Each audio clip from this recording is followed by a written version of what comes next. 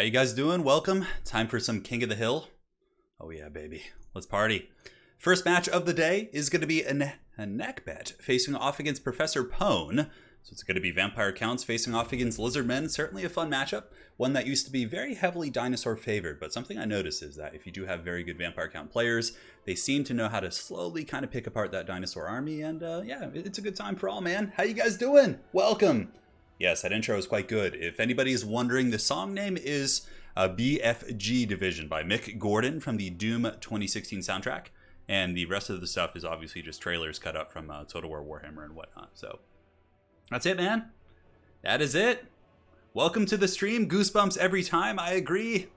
It's been a while since we've had a King of the Hill. It's been, I think, about a week or two. So we're going to have a King of the Hill today. So we have, I think, 12 players lined up to play. And then I'll probably play the final King of the Hill person. I'll play Dwarves. So that'll be the Mountain King of the Hill will be me at the very end. And aside from that, tomorrow we're probably going to be having another one of those like crazy wacky tournaments with mods. So we're going to be adding Kislev, we'll be adding in Southern Realms, Tilia, Stalia, and of course all the other factions like the Halflings that you guys saw last week. So that's kind of the game plan for the week, but should be good, man. Should be good. Welcome. In before Professor Pone wins 13 games. I think Professor Pone said he's just getting back into the game, so he's probably not too up on the meta. But it's all good. They're just like chatting back and forth. That's fun. All right, start when ready. Start when ready indeed. Welcome. How's it going, Wicked? Good to see you here, man. It's always the right time for King of the Hill. For sure, I love King of the Hill. It's a fun format. You get to see like some wacky builds, some competitive ones. There's not as much pressure on the players since it's not like an ECL or like a big tournament. So yeah, it kind of encourages strange play and like risky play. And sometimes, you know, that's how you discover new metas and new strategies and things like that. So obviously a very important thing. Yeah, it was weird. Like yesterday when I was playing, I think it was actually a couple days ago on Halloween, I did a stream playing with Vampire Counts and, Vampire Counts, Tomb Kings, and Coast. And we had some really cool games, like trying out these very unorthodox builds that might be perceived as meme builds, but actually worked out, you know, pretty well. It was a lot of fun. I had a blast. That stream was great. So we'll be doing more streams where I actually play myself too. Maybe like once a week or something. Simon Ardron. Yeah, perhaps I will. I don't know. I don't like to install mods when I'm playing like regular vanilla, you know, multiplayer, because sometimes it can like mess with compatibility and make lobbies more difficult and everything. So I don't know if it would.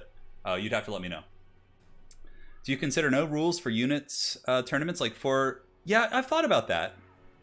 Yeah, just like a Wild West tournament where there's like no rules except engagement rules. So like, but what's that can end up happening is you're going to see like Vampire Counts with like, you know, like 10 Vargulfs and like just Invocation of Nehek, like 3 characters with Invocation of Nehek flying around, and it's just going to be super obnoxious. Yeah, I mean, it could be fun. I see the appeal of it for sure. I do indeed. How do I get better at Warhammer? You lose every battle. It's just putting in the reps, man. Honestly, joining our Discord community also and getting some games in with good players and, you know, spectating good games and things like that can be a really good way to learn as well. Micro takes time. I mean, building proper armies can be learned relatively quickly by just, you know, copying high-level players. But, yeah, micro is the big thing you got to work on for sure. Because army building, you can just look up guides and, you know, copy people's builds. You can go into ECL and just be like, okay, I want to learn Vampire Coast. I'm just going to watch Anticity games and then just, you know, copy his builds. But you still got to, like, learn the micro and positioning and control. But it's a good place to start. Like, honestly, watching like tournament replays and, you know, seeing who picks what and what matchups and how they do with that faction and then emulating their builds and maybe adding a bit of your own spice is a really good idea.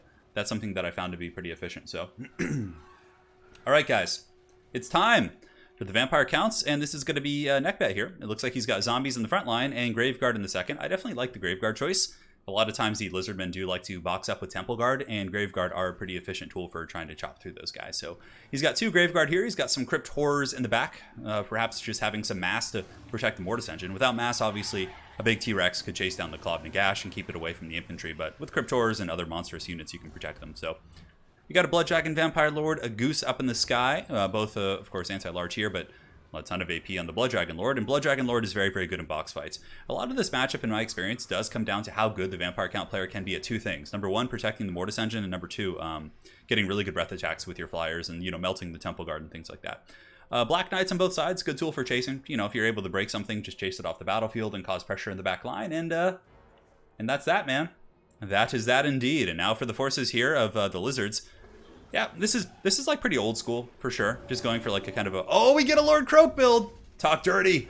Yes, Professor Pone knows what the people like. Win or lose, this is going to be fun. So we got Lord Croak, front line of skinks it looks like, or 2 skinks and then 3 Temple Guard, one of which is going to be Star Chamber Guardians, double Feral Carnosaur, and it looks like we do have Lord Croak and Red Crested Skink Chief here. I'm not sure if this is might be too many single entities because of Lord Croak, but you know, we'll play the game out and see how it goes. It's fine. The troop count seems meta enough. Yeah, we'll see. Yeah, because I'm pretty sure they changed it so Slans count as single entities. I'm not sure. You guys will have to let me know in chat, but it's okay. We'll see how this game unfolds and go from there. We will go from there indeed. He has not played in some time. Lord Croak, dude. I'm excited. I'm very excited indeed to see him trying to nuke some of these Temple Guard. Yes, no need to wait.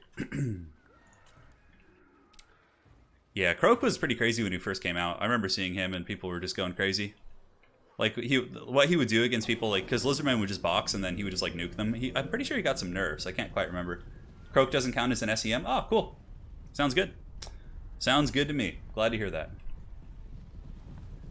Yeah. No, that's great, man. The Croak Daddy's rolling, man. Slans are not SEMs. Okay, cool. I wasn't sure if that was something that was still in a factor. I think that was in somebody else's rule set, like some other tournament scene, not in the banner rules. So here we do have the Skink Chief. Yeah, this is like a very old school like anti-vampire count build. Just like sit, nuke their Grave Guard with Lord Croak, and then use their T-Rexes to fight off their big monsters, and Temple Guard just to outlast everything. Yeah, it's pretty awesome. I dig it, man. Lord Croak sitting there in his pimp chair, covered in his wraps. And you can see here that Pone is like trying to move his Temple Guard. The reason he's doing that is because the vampire counts appear to be like lining up a breath attack. So you really want to make sure to dodge those bad boys. That's one of the biggest problems. And Pone's going forward. He's got his Temple Guard and his Skinks. Skinks will buckle very quickly, but that's not really much of an issue. They give you extra bodies for sure. And, they can take their beating like champs. Honestly, though, maybe just cutting the Skinks, like both of these, and getting the red crested Skinks. Oh, sorry about that. The heater that I left on and it was on a timer just decided to come back on here. Thank you guys for checking, much appreciated. Now the frontline fighting will begin. The Temple Guard howling and dancing and getting super hyped for this fight. Look at these guys, man, they're just like hopping all over the place. And the red crested Skink Chief blasting with his minigun up here, his Rambo Skink on top, shooting at these zombies. And now you can see the Temple Guard are going to be falling back, and definitely a good idea. You want to form a defensive box. This map is actually quite good for it too, because you can deny this entire flank using this terrain piece, and it's pretty standard. Yeah, the Temple Guard, we're kind of braced for that charge. It's hard to tell. The zombies might have broken the brace, and now the Mortis Engine is in here, so somebody needs to go after it, and it looks like Pone is going to be sending in the Carnosaur, which is a good call. Now, for Pone, a big thing is to make sure that his T-Rex doesn't overextend. If this Feral Carnosaur goes too far, and Neckbat here does see that, he's going to be able to go after it just like this with both of his dinos here, or both of his flyers, excuse me. Flying dinosaurs, zombie dragons, it's all in the family, right? So Blood Dragon Lord plus the Goose, going to be coming after the Feral Carnosaur. Definitely a very good play there, and the Mortis Engine did take a bit of damage. And here you can see the Red Crested Skink Chief getting ready to get in the frontline fight, but this Feral Carnosaur is certainly not long for this earth. So Pone kind of sacrifices one Feral Carnosaur. It's a very easy mistake to make for sure. And now the other Feral Carno is going to be going after the Claw of Nagash and pushing this bad boy back. Yeah, but again, he could fall for the same problem once again, and you can see Supreme Shield of the old ones is going down. Definitely would be a little bit better probably just to use the Carnosaurs to fend off the Mortis Engine rather than over chasing it here, but so far it seems like it's going okay for the dinos.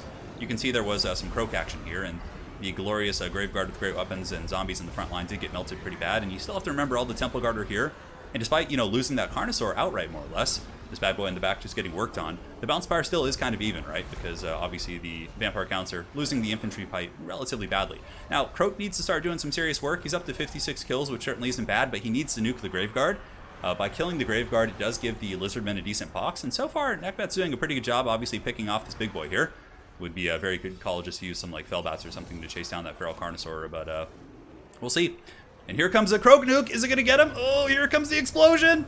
Big damage, boys. And kind of missed there. It kind of chipped the back end of those zombies, but good dodge there by Neckbat. That was a nice play right there. So now without one Feral Carnosaur, oh, but the Carnosaur is back. A little bit of a mistake. The T-Rex is back, and he still probably has like 1,000 HP for sure.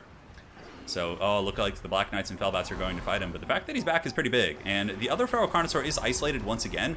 This is definitely a big problem here. Also, there's Cryptors nearby, so the Cryptors could potentially, pile in and get the poison surround, but good response here from Pone. He's sending over the Temple Guard. The Star Chamber Guardians will give nice buffering for sure, and those bad boys will be able to kind of sit and chop away at these guys. So we'll see how it goes. Also, the Red Crested King Chief coming in, gets a nice ram right there. Blood Dragon Vampire Lord actually taking a bit of a whooping. The Red Crested King Chief is no joke in combat. Oh, but the body slam, the chokehold from the Blood Dragon Vampire Lord there on the Feral Carnosaur. Got quite a rumble. A lot of damage coming in there, guys, on the Blood Dragon Vampire Lord. He's getting whooped on pretty good, but the Mortis Engine is still here and healthy. That is a really big problem for sure. Now, in the distance here, guys, we do see that the Feral Carnosaur has been chased down by Felbats and Black Knight, so that guy's pretty much a non-factor. But the Red Crested King Chief with the Undertaker chokehold here on the Tombstone on the Blood Dragon Vampire Lord, putting him down pretty good and able to stabilize that Carnosaur for a moment. But now it looks like the Carnosaur is broken by the Terrorgeist, and that bad boy is going to be running for the hills. So, can the Skink Chief and his cohort of Temple Guard carry this? It's going to be hard because not too many things here aside from the Red Crested Skink Chief. A nice little explosion there against some of those zombies in Graveguard from Croak Daddy. He's up to 131 kills. I mean, Croak isn't terrible in combat. He does have 450 strength. You definitely want to get Croak involved. Because right now, the Red Crested Skink Chief is kind of getting manhandled here by the Goose, and there's probably going to be another breath attack coming in from the Blood Dragon Vampire Lord up in the sky. Nice shield of the old ones going down, but that Mortis Engine is still draining away. Balance of power is still pretty even, but I would say slightly Vampire favored, as the Claw of Nagash is going to be able to eventually finish off these Temple Guard and these elite units. And I don't know, though. I mean, the Skink Chief could carry for sure. He's got the Warrior's Crest. He's got Supreme Shield of the old ones. He appears to be doing some damage here, but I mean, Crow could go after the Claw of Nagash, too. Claw of Nagash, I think, yeah, it has magic resist, actually, so I suppose it wouldn't be that efficient. Croak Daddy does do some magic damage. Temple Guard are holding okay, but Balance of Power is starting to get very Vampire Count favored. Obviously, as you guys can see, if the dinosaurs had been kept in a relatively conservative position, they just played defensively and grinded down and exploded the Vampire Count infantry, I think it would have been a much smoother fight, but it's very easy to overextend. Like, you attack a Mortis Engine, your opponent pulls back, the dinosaur keeps chasing, and then suddenly you're isolated in backcountry, right? Nice breath attack right there from that Goose, able to roast that Skink Chief. And your boy Croak, you know, I'm trying to think of like some variants here. Like, having Tempest is really good against these guys too. I do like the Red Crested Skink Chief. This is like a very old school way of fighting vampire counts. Nice breath attack there by Neckbat, able to roast that Red Crested Skink Chief. But looks like one more big explosion going down. Croak Daddy certainly sending a message, up to 240 kills, many of which are you know, doing some things. Haven't watched in a while. Glad you're still going. Bought a new PC and super hyped about not having to zoom out and squint to get 20 FPS. Hey Dennis, thank you for the 50 SEK, man. Glad you're here, and hopefully you're enjoying the stream so far. Now the Red Crested Skink Chief, the big thick boy himself on his Stegodon here, going to be making a valiant last stand, but most of the damage that has been done earlier has been healed up here, as the Blood Dragon Vampire Lord is somewhat healthy at this point, and with the Skink Chief breaking, the Mortis Engine still being healthy, the Temple Guard stand no chance. Mortis Engines can pretty much counter pretty much an infinite amount of infantry, extremely efficient in those situations, especially if they have any chaff or things like that. So there it goes, my friends. It looks like game one is going to be going to Neckbat, who shall be our current King of the Hill. A glorious battle between him and Professor Pone. Pone with an OG build, but Croak Daddy is not going to be able to carry this game despite being a very cool-looking toad. Getting some work in there, man. Croak up to 240 kills. Very cool to see Croak in action. Haven't seen him in a long time. And yeah, I think Pone's build was fine. I think it could have worked. It just came down to the Carnosaurs being overextended and isolated, and that was pretty much it. That was it, my friends. Yo, I love sync animations. There's some really cool ones from the beginning of game 2, like Tyrion versus Malekith on foot has like a really cool dueling sequence. There's a bunch of synced animations with monsters, like the Helpit Abomination, like pimp slapping the Black Dragon is really cool. There's a bunch of neat ones right there. Croak going for one final nuke to send himself off with 305 kills, not bad. Well played to Pone, well played to Neckbat. He shall be our King of the Hill, representing the Sith clan. And that's that. You just got here for the first game. So, Croak Daddy, 305 kills, man. I enjoy that. And now let's go ahead and update the scorecard. How does he spell his name? I gotta find it here. I think it's Nekhbet. Clever girl. Alright, very good. So he's got one. That's the current King of the Hill, man. That's the score to beat. And now our next player up is going to be Wicked. So, Wicked, if you're watching, let's get you in here, bud. Very good. So, Wicked is up next. And then from there, we got a lot of great players coming in today. Quite excited. All right. Was there any issues with game sound, or did you guys hear everything? There's a hotkey that's like dangerously close to my usual hotkeys that turns off game sound. All right. Salted Metagamer. It's Wicked D. Okay, so Neck, you ban You pick 3 and ban 1, etc. Cool. So the players are going to do their pick and ban system now, and then we'll get the next match going here in just a second. Our next map is going to be the Glacial Lake. We got Wicked versus Neckbat. All right, all right, all right. Croak was on the Vampires Toad do list. Dude, I like that. I like that indeed. Yeah, we're all taken care of, Matthew. Yes, indeed. Yeah, Pone, you should have picked the Dawi, dude. You hear me, of course, yes. But I'm talking about the game sound, like battle sound and things like that. I'll take a look when I get into the match.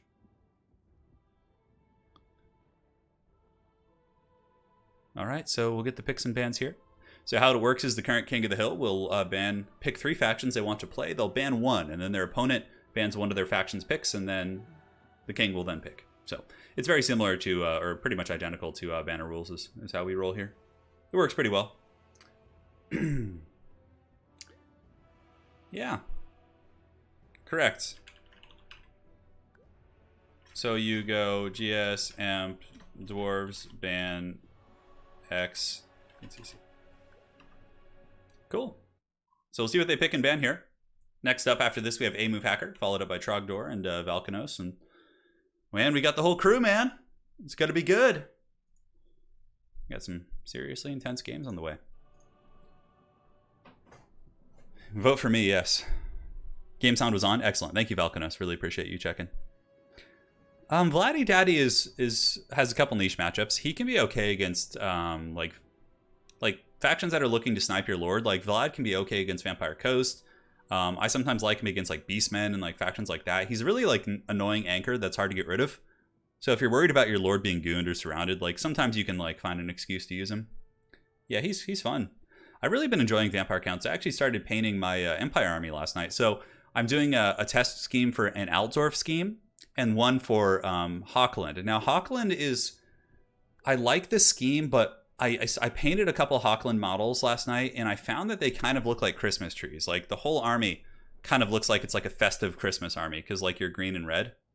The Altdorf army is blue and red, and it's like the Seat of Franz. It's like it's a little bit more generic for sure because it's the big capital city army, but it's it doesn't look as much like Christmas. So I'm kind of torn because I really do like Hochland's like flavor with the long rifles and the Drakewald Forest and stuff, but I also really do enjoy Altdorf and the capital city, the shining beacon of hope, like that scheme entails. It's really tricky. But I actually found a really easy scheme to paint. I finished Altdorf Rifleman in, God, how long did that take me?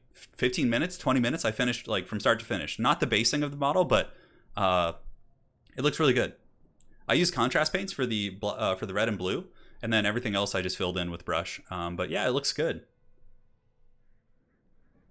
The thing is, the army is for the old world, so Franz isn't going to be alive during that time period, but Altdorf still will have a standing army, of course. It'll have, I assume it'll have, what's his name, Magnus the Pious and some really cool characters and stuff.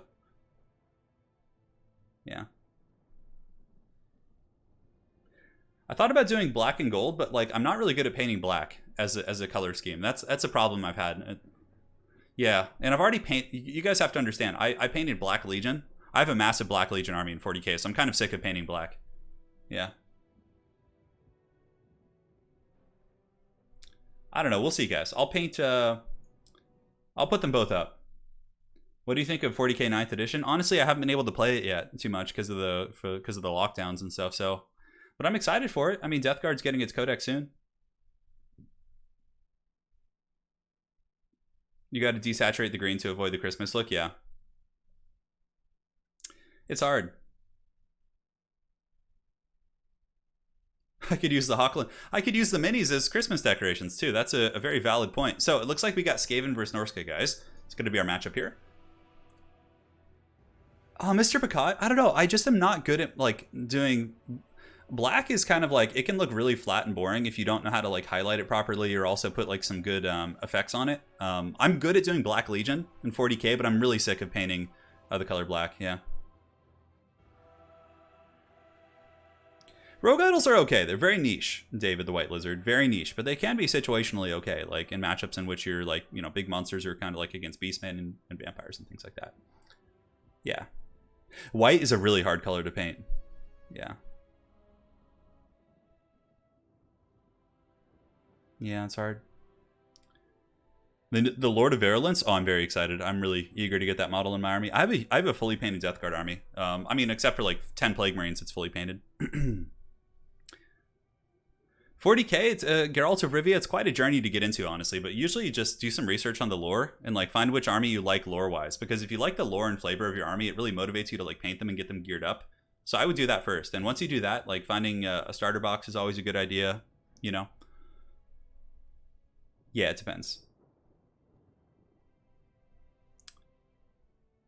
So maybe I'll show you guys the mini. I don't know if I'm going to be able to get like a good lighting in here, which is a problem. I also have to put on a freaking shirt. Oh, curses.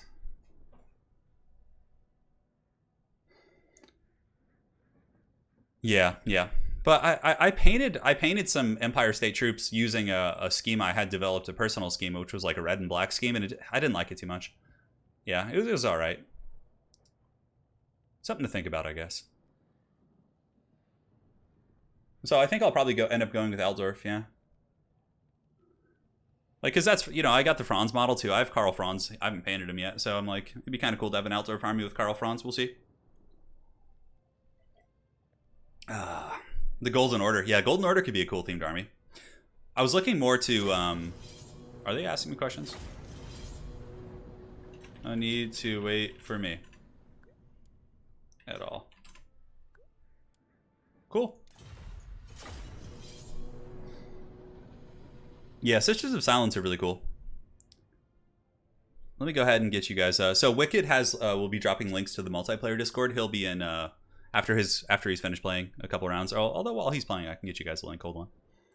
We'll get this party started, man. Alrighty then. On the road again. I just can't wait to be on the road again. Playing music with my friends. All right, here we go. There's the multiplayer Discord. I got you guys covered. Come join the party. We play Heroes of Might and Magic 3, Warhammer, all sorts of good stuff. It's a good time for all. Man, I have to tell you guys, I've been binging out on Heroes of Might and Magic 3, playing like every day. His balls deep. Yeah, balls deep indeed. All right, guys. So here we are loading into our match. It's going to be Skaven versus Norsca. A matchup that I've always felt this one's very Norscan favored. Norsca Skin Wolves are just insanely annoying for Skaven to deal with. But, some really good Skaven players have been like finding tech options and solutions to deal with them. I think people have been using like assassins and sensor bearers to fight off the Skin Wolves. That's the problem. Skin Wolves are just really, really tough to deal with. They regenerate, they kill ogres, they kill hell pits, they have good enough mass to push into gun lines. And usually their healing can outpace like Skaven Slave Spears and Clan Rat Spears. So it's kind of a pain in the ass to deal with for sure. I play Death Guard as well. It's hilarious. Oh, dude, yeah. I love Death Guard. Death Guard is a really fun army to play in 40k. Like, I like tanky armies. But I'm really excited to get my Empire army painted up. I just like, there's something about just sitting there and painting some proud state troops of Sigmar, in the colors of the capital city of Altdorf. That's very, very refreshing. This is, oh, Donkey sings that in Shrek. A little, Willie Nelson. Willie Nelson has some really good songs, actually. That's his name, right? Willie Nelson? I'm just totally out of it today. All right, guys. So let's take a look. Yeah, so there's a couple routes you can go here. Here you can see that Wicked is actually going to be playing Skaven. He will have a double Hell Pit Abomination. Now, this is one thing we do see to try and fight off the Skin Wolves. It can work. It's a little bit tricky because Skin Wolves can usually outmaneuver them, but, nonetheless, Hell Pits can do the trick. It depends. Aside from that, we got Skaven Slaves. We have Poison Wind Mortars. We got Council Guard in the back, Clan Vulcan Tail Slashers. And it looks like for his leadership kit, we're going to be getting, oh, baby, Tretch Craventail, the dirtiest of them all. Well, not his dirtiest scroll, but he's up there. So Tretch, he's Tretch. Tretch. Yep. And then we got a Plague Priest here. Plague Priest going to be summoning it, of course, using its Mortis Engine to kill Norscan infantry, and an Eshin Sorcerer as well with the Ninja Stars. And also, he does have the Armor of Darkness. Armor of Darkness. So Wicked, dropping some fat memes. I mean, he has some good elements in his army for sure, and some memes, and that's pretty much it. Plague Monks cannot deal with Skin Wolves very well, no. They have a pretty bad time. Sensor Bearers, on the other hand, they have a Contaminate to break their leadership, and also they hit very hard, and they do magic damage, so they circumvent the physical resist of Skin Wolves. That's kind of the whole point there. All right, so we got Marauders for a heck bet, Javelin secondary line, which is great against Hell Pits and Ogres. I love it. We got Condom Wolves in the back, getting ready to wrap up those Skaven. And it looks like it's also going to be Wolfric with a Firecaster. So honestly, Neckbet's army is pretty solid. It's very traditional, competitive. Obviously, you know, you can have your own nuances and variants with your build, but this is like looking pretty basic. I've seen some Norscan players bring more Berserkers, like go with like 4 Berserkers instead of Marauders, but yeah, it should be fine. Yeah, Tretch might be able to poke the Skin Wolves, but I mean, the thing is, yeah, he can hit the Skin Wolves, but honestly, Skrulk will probably hit them harder, because Skrulk himself does magic damage, therefore circumventing the massive physical resist of the Skin Wolves. And Skin Wolves also have Frenzy, so if you can break their leadership, they get weaker. So, like, Skrulk is just better in every way there. Yeah, so, you know, Tretch will be taking a 20% penalty on the damage because of the physical resist on the Condom Wolves, whereas, like, Skrulk wouldn't, right? Deathmaster also would kill them more efficiently just because he hits harder, so... I know, it's time. Yeah, Ikid on foot is an interesting choice here. He might be okay. Yeah, he's got his little flamethrower too. Maybe that could do some damage here. So Wicked going to be using the terrain to his advantage, which is certainly not a bad idea. And you can see the Poison Wind Mortars dropping some shots. Oh my god, they missed every single shot. That's really... I've never seen that happen. Like, every single one. But the Mortar is going to be turning about here and going after the Marauder Berserkers. We got Hadries in chat, the Dark Lord of Skaven, 2-time Faction War winner with Skaven, saying... Watch Tretch solo Wolfric in like 2 seconds. He'll go Super Skaven. A fork and a stick. Yeah, you know, you can't argue with that logic. Now, good play here by Wicked. This is a classic Skaven tactic. You basically just summon rats and throw them at the advancing troops to buy more time for your weapons teams. And you can see the Marauder Berserkers certainly getting the upper hand in that fight. Oh, but the Flayers! Forgot all about the Flayers, dude. That's so cool. So the Flayers coming in, running over some of the Berserkers and Marauders.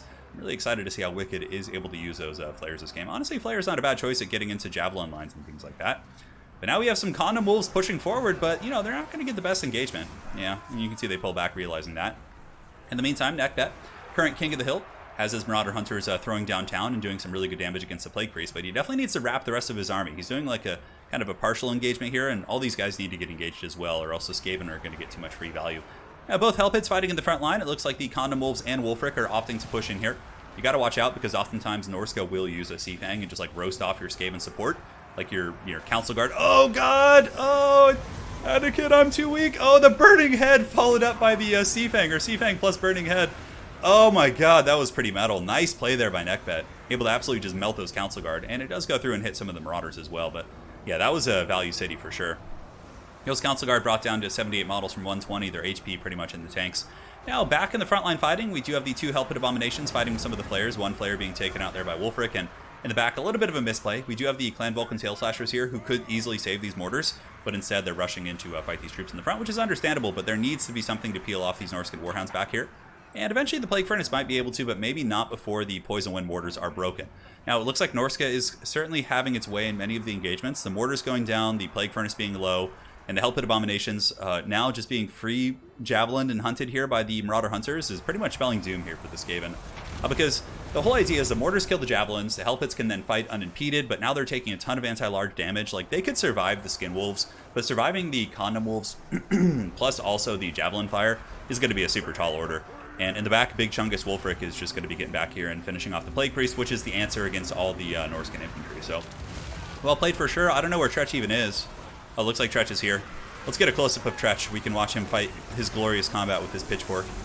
We'll see if he's been able to even kill a Skin Wolf this game. Perhaps so. Perhaps so. Yeah, so killing the Javelins first with the Mortars is definitely the way to go. Wicked does have a Mortis Engine effect, which is nice, but his Council Guard being in tatters and also not having the most efficient Lord Magic here with the Nesh and Sorcerer, you know, he was memeing a little bit, and he paid the iron price for it, so...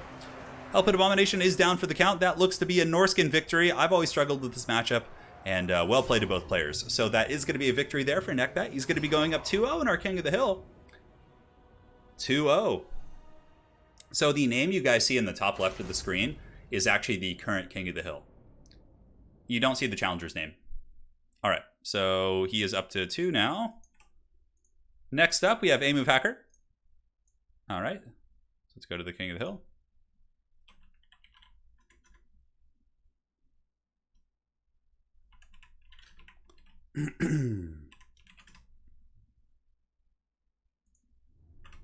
Very good. So now the next map will be the Golden Monolith here. Welcome, guys. Hope you're all doing well. It's been a fun stream so far. We've had some Croak battles. We've had some Tretch battles. Can't ask for too much more. It was also a very small map, so Norsca was able to collapse pretty quickly. I've often wanted to see like what a Skaven rush would look like there. Like, what if they went with like 4 Rat Ogres, like a bunch of Plague Monks, and then like, you know, more dissension effect, and like, yeah, I don't know. I feel like it just wouldn't work, but it's something to think about. All right, so we're on the Golden Monolith here. Neckbet playing quite well here. What are you looking forward to in December? I mean, I just want news content, really. I can't speak to balance until I see the new content, so yeah, I just want new stuff. Give me new toys so I don't have to use mods to get them. Yeah, Norsca is really fun, for sure. Tretch might have gotten 4 skin wolves. My internet should be fine, honestly.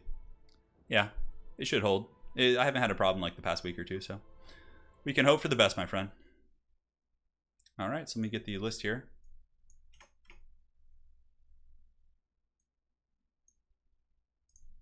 Sec, guys. I think I'm just checking the King of the Hill list, so bear with me for just a second. Zyphos dropped out. And I think we're all good. Yeah, looks fine to me. No problem, guys. All right, we got the dwarves. The Mountain King of the Hill coming for his throne, baby. Oh, yeah. Dude, I'm hyped for this. This is going to be good. This is going to be good. Yeah, Hadrius, I agree. I mean, Rat Ogres just get destroyed by Skin Wolves. Maybe a Wheel Rush with that Frenzy spell. Yeah, you know, I feel like there's like something there people haven't tried. I'm sure you've tried it all, though, Hadrius, so... Yeah, I don't know. Maybe like a Censor Bear Rush. But the problem with Censor Bears is like, yeah, in theory, they could be good against a lot of Norscan stuff, but they just get like destroyed by Burning Heads and Sea Fangs. So it's like, that doesn't work too well. Like if your opponent's paying attention, like you just lose like 2,000 gold outright to a Sea Fang and a Burning Head. I mean, yeah, you can kind of dodge them, but it's a lot to keep track of. Yeah, I don't know.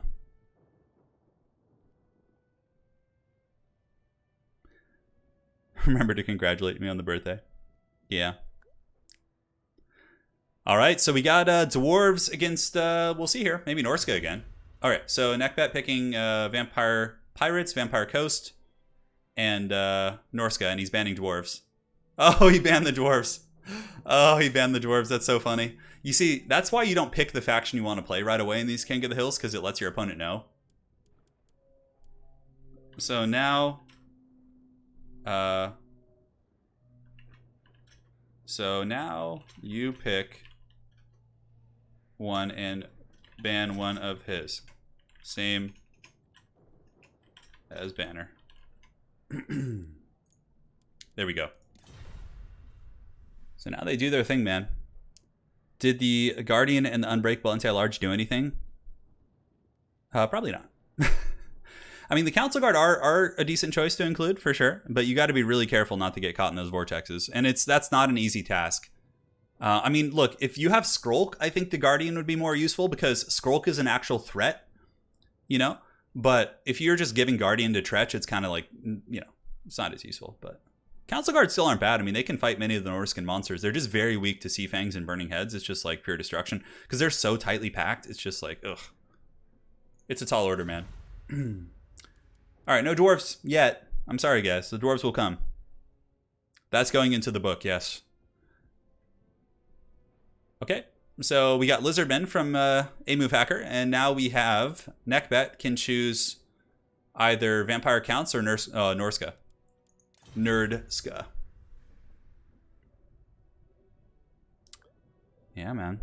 Let me see if I have a picture on my phone of the guy I painted last night. I haven't done his eyes yet, and like I haven't done highlights and detail work, but it's the Altdorf scheme.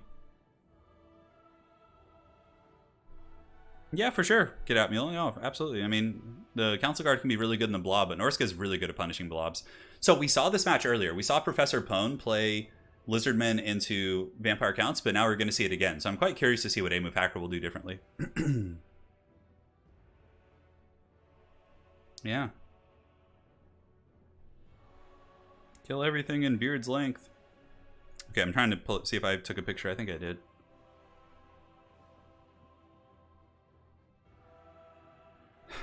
No elf November. We don't get too many elves here. I mean, we have a couple elf players in the queue to play. I think that A-Move Hacker plays some elves occasionally. He used to be like a dwarf main. That was like all he played was like dwarfs and lizardmen, but then he branched out to a lot of other factions.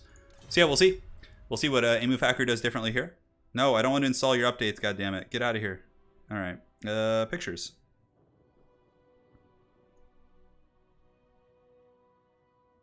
Oh man, he's so raggedy looking. Old Hans. Okay, so let's go ahead and share this. And then I can share that to Discord. Yeah, that'll work. Caleb, I don't think I do. We sound very different. I mean, but yeah, of course you're entitled to your opinion, but I certainly do not feel like we do. All right. Whoa, why is this just so janky?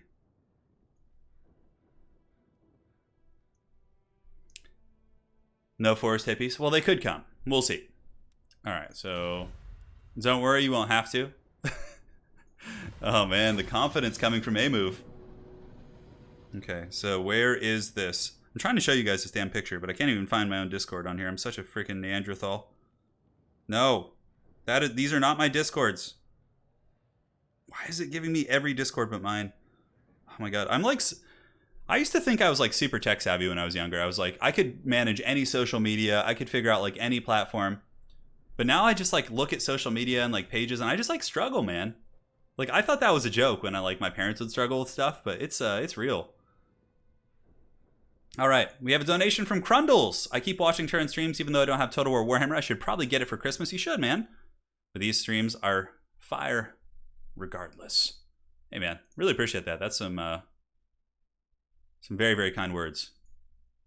All right, well, looks like we're ready. We're loading into our battle here. India's the songbird of the Atlantic coast? What? Oh my god, that's funny. Okay, no, we'll find it eventually.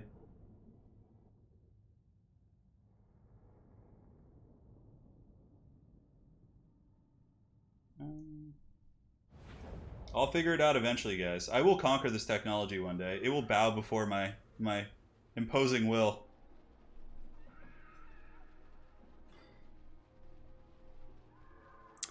No, Arrow, we've had Invocation of Nehek going. I'm pretty sure he's had it both games.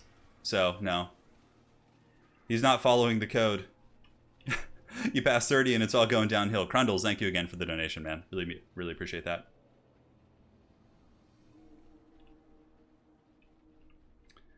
Now we go on, my friends. Shouldn't this King of the Hill only use subterranean maps? That would be interesting, actually. I mean, we have had like bad map King of the Hills in the past and like different formats like that. We even did one with Ambush once.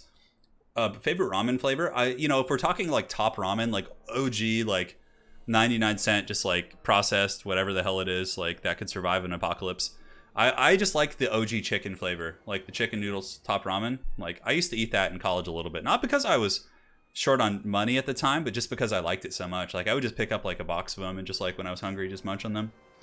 They're real good though, man. They're real good. Beef flavored ramen is really good too. Yeah, I was a fan of beef and chicken. Chicken was probably my favorite though. I don't know why. Like just a good old chicken noodle soup, man. Nothing warms the soul quite like that. The connection is fine with EU and American players usually. I mean, it depends. It depends on the individual's internet connection. Like some people live in more rural areas and then, their internet's going to be slower and that can cause problems. But Los Angeles is like, the internet here is okay more or less. But then it's like, it just goes through waves of like crashing when we have like natural disasters, which we constantly do because of all the fires and stuff. Yeah, it's tricky. So someone is loading in on a potato here. I don't know who it is. It's probably A move hacker since we've had no problems yet. A move hacker. Yeah. The creamy chicken is the best. See, when I was buying top ramen, we didn't have like all those options really. Yeah, I think we had chicken, we had beef, we had shrimp. I think there was like a curry one. I can't remember. I think there was like 4 or 5 like main ones that you would see in the market when you went. Now they have a lot more. They've really kind of expanded their horizon. Yeah. Chicken noodle soup is the closest humans get. We'll get to a health potion. Yeah, for sure. All right, guys, let's take a look here. So, for the forces of Nekbet, our current King of the Hill. Wow, he changed up his build hardcore, man. Hardcore indeed. Yeah, look at this. He went with Quad Crypt Horror. He also has got the Claw of Nagash, 2 Fellbats to chase down Pterodons, which is great. Double Black Knight Spears, and his front line's going to be mostly Skeleton Warriors. This is a very, very different build. For his Lord, he's got a Von Karstein Vampire Lord, which I really like. Storm of the Night is pretty much an instant kill on any of those flying units if you can catch them. He's got Flock of Doom and Invocation and Van Hell's Dance Kebab and a Banshee on the ground. A very strange build here from the vampires, but very cool nonetheless, man. The battle is ready. Yeah, A move usually does take a while to load in, but once he's in, it's not a problem. All right. So we got Thunderous One here. We have the Solar Engine just to kind of sit there and sit inside of the Temple Guard box. And this is another school of thought, right? You just get the Bastillodon, you sit it amongst Temple Guard, and you can blast Mortis Engines, you can shoot flyers. It's pretty useful for sure. Salon Mage of Life, and it looks like it's going to be a Temple Guard SARS box with the Thunderous One and an Air Force. So yes, it's going to be Pterodon Riders and Powhawks of Sentinels. Very cool, man. I mean, Fellbats plus Storm of the Night should be able to kill these guys. It's got to be very methodical. If I were Neckbat, I would probably take a very slow approach and try and pick off the entire Air Force before I go in for the Death Thrust, but we'll see. Yeah, it's very meta. You're saying it's meta to get 4 Cryptors and a Mortis Engine? Okay, that's cool. Yeah, see, you play a lot more Vampire counts than I do. I don't think there's a Vargulf here, though. Do you have the Mortis Engine? I like the Von Karstein Lord, though. I think that's a cool kind of pick there. Storm of the Night is basically like a free Tempest, which, you know, can do some serious damage up in the sky. I think it does damage as well. It just is just slow. Let's see. Okay, it causes major magical damage. Okay, so it's basically like Tempest. No problem. Yeah, the counts certainly have a good build. Yeah, I suppose so. Yeah, obviously the Temple Guard can fight pretty well against Cryptors, but if there are zombies buffering the fight, then they won't be necessarily taking all that damage. And breath attacks can be devastating. Really need to finish off this Air Force, though. Because, you know, if you don't deal with the Air Force, they're just going to sit there poking at the Mortis Engine and poisoning your Lord nonstop and just kind of trolling you and causing a lot of problems. So we will see. Welcome to the stream, guys. The Shredder of Lustria can kill anything. Yes, the mighty Shredder of Lustria. We love that beast. When was the last time we saw the Shredder of Lustria here on the channel? The Shredder of Lustria. I think it was Felcon. I think he was the last person to use that. A little bit hard to say. All right. I have lived an okay life. You can take me out now, he says. Oh, come on, Neckbat. You've been playing really good, man. You've won 2 games in very solid fashion. You got to believe in yourself. The vampire counts are going to be moving up here. Nice and slow. Obviously, lizards are in a very defensive posture. If the Von Karstein Vampire Lord can catch 2 Pterodon Riders and 1 Storm of the Night, that'd be quite punishing for sure. But yeah, definitely just going after the RORs would be the best bet. Yeah, the Powhawks of Sentinels up there on the high ground. Pulling back a little bit now. I guess just waiting for his troops to get in position. But the Bat will get in there soon. The Bat Boys. Yeah, you don't want to be losing Bats, though. The Bats are very important here. Because otherwise, like, without the Fellbats, the Pterodon Riders could just kite the Von Karstein Vampire Lord more or less. But this way, you know, you could put 1 Fellbat on each Pterodon Rider. Although there are Skinks on the ground, too. This is a good support here by A-Move Hacker. So he's got Skink Skirmishers kind of rotating around here in the low ground. And these little guys can shoot some darts up at the Bats and, you know, help peel off the Pterodon Riders and protect those guys. So we'll see. The Undead continue to march on the Solar Engine. Not sure what it's going to be shooting, but pretty good on ammo at this point. I think the Mortis Engine is still hidden on the low ground. Yeah, it is. That's a good call there by Neckbat. And here comes the boys. Shooting across at the Von Karstein Vampire Lord is a big old whopping miss. Again, guys, make sure to stay hydrated in these dire times. Have some water. There we go. Storm of the Night going down there. So it looks like he's committing. He's going pretty balls deep here. But you can see the little Skink Skirmishers are helping. But Storm of the Night is so good. How much longer does it last? Yeah, it's gone now. So he might have been a little bit off on his timing because I don't know if he's going to break these Pterodon Riders. Maybe 14. It looks like they are wavering. But the other Fellbats might be able to catch him. But A-Move Hacker doing a good job getting away there. And now you can see it looks like he might be able to break these Pterodon Riders. Yeah, is that an Invocation going down? I thought I saw some Witchcraft there. No, actually an Earthblood being used there. I think that's a bit of a mistake. Although I guess he didn't lose any models yet, really. So Earthblood could potentially heal them up to full health. And now the pursuit is on. And you see, this is the problem now, though, is that the Vampire Counts don't have too many ways to deal with these other harass units. So the Claw of Nagash here is just going to get crumped. Yeah, a little bit of an over pursuit there. Like, using it defensively and trying to catch them when they're closer to you is better. Like, he cast that from really far away and then tried to chase. And now all of his Fellbats are kind of just being pulled through the mud here. Hasn't even killed the Pterodon Rider. And in the back here, you can see the Black Knights are kind of chilling. So now comes the Vampire Count Legion, going to be descending upon the Star Chamber Guardians in these very elite units. The Mortis Engine is getting poked down pretty good. Von Karstein Lord will have Storm of the Night up again, of course, but it's going to be quite some time. Honestly, Flock of Dooms might not be bad, too, against all these infantry. Like, if A-Move Hacker is going to box up using his Temple Guard and stuff, like a big fat Flock of Doom could be quite sexy for sure. However, Fire Leech Bolas is different from regular Pterodons. Fire Leech Bolas are, well, yeah, they're quite a bit different. They're more designed to do like explosive splash damage against infantry, whereas these ones are a little bit more direct fire, better against single entities, I would say. Whereas the Fire Leech Bolas wouldn't be doing as much probably against like the Claw of Nagash or things like that. So now the mainline fighting's here. I think the Von Karstein Vampire Lord and Nekbet, our current King of the Hills, a little bit behind. I think in order to get back in this game, he's going to have to get some good breath attacks. Although in the front line, some serious damage going in on the Star Chamber Guardians. Yeah, it looks like there was a breath attack I did miss. Those Star Chamber Guardians are doing, are taking quite a bit of damage. Black Knight's in the back just lurking about. Honestly, using a Black Knight just to muck up the Bastillodon isn't a bad idea at all. And there's Storm of the Night, which was a much better cast that time. So here you can see these guys taking big casualties and probably will break, actually. But sadly, there's nothing to chase them off, so they'll probably just come back. But Mortis Engine getting karate chopped pretty bad. You can see here it does engage, and the big boy, the Thunderous one, thunders on in, and also is being poisoned and attacked from the back. And a big banishment going down from the Slon. Nice cast right there, man. Goes right through all those chaff units. Now, they're not super elite, but that's still a great cast. And no invocations to go down here on the Claw of Nagash, it looks like. It might get one here, but I think it's too late. Oh, Nikin, I'm too weak, and it goes down. So not only was the invocation wasted, but he also lost his Mortis Engine. So here in the back, going for a gooning attempt. Not a bad idea. You know, try and pick off the Solar Engine. But the Cryptor front line is doing okay. You know, it's grinding through, getting some decent damage on the Saurus, but the Temple Guard seem to be holding pretty well despite the overwhelming numbers of troops and things like that. And that is that, man. Black Knights here, diving back here. Vampire counts. One of the few ways Vampire counts might be able to get back in this game is if the Von Karstein Vampire Lord can, like, methodically kill some of these big dinos. Like, if he could pick off this Solar Engine, chase it off with Black Knights, then get the Von Karstein Vampire Lord to, like, go and, I don't know, goon the Thunderous one somehow, but that's going to be a tall order, man. This is a really nice pick, though. It gives him more freedom in the sky, because without the Solar Engine kind of shooting up in the sky, and, you know, the Von Karstein Vampire Lord will have a little bit more freedom. Also, the Pterodons are almost out of ammo. Really nice Flock of Doom coming down there from, I think it was able to hit a bunch of infantry as well as these flyers, although it doesn't do too much against the flying units. Yeah, I guess it wasn't too great. And here on the far side, we do have the Temple Guard still going strong. Star Chamber Guardians are steady and getting worn down, but the Cryptors are also themselves taking some heavy damage there. And it looks like that Bastillodon was broken. Or did it get back in? No, it got back in. Oh, man. Yeah, it looks like the Slon Mage was able to heal that bad boy up using a Cold Blood. So now the Von Karstein Vampire Lord has one more Storm of the Night, I believe. I think it has 3 charges. But dropping a Storm of the Night up here, like on these Blob Pterodons, would just be money. If he has it, who knows.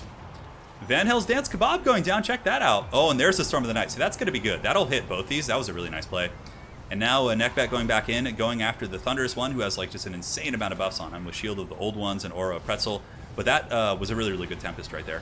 Yeah, that did solid work. And Flock of Doom as well. I mean, honestly, not bad. Good scrapping here in the 4th quarter here by the Vampire counts. I mean, looking a little bit grim, though. The Cryptors are certainly getting quite beaten up. There's still a lot of Temple Guard in this group. We got like 67. Maybe if Big Boy here can get up and use like a big breath attack on them. But the problem is, like, he's got a lot of carrying to do, man. A lot of carrying. And here are the Ancient Stegodon. Arawar, of course, the Thunderous one, taking a bit of damage from the Banshee and the Von Karstein Vampire Lord.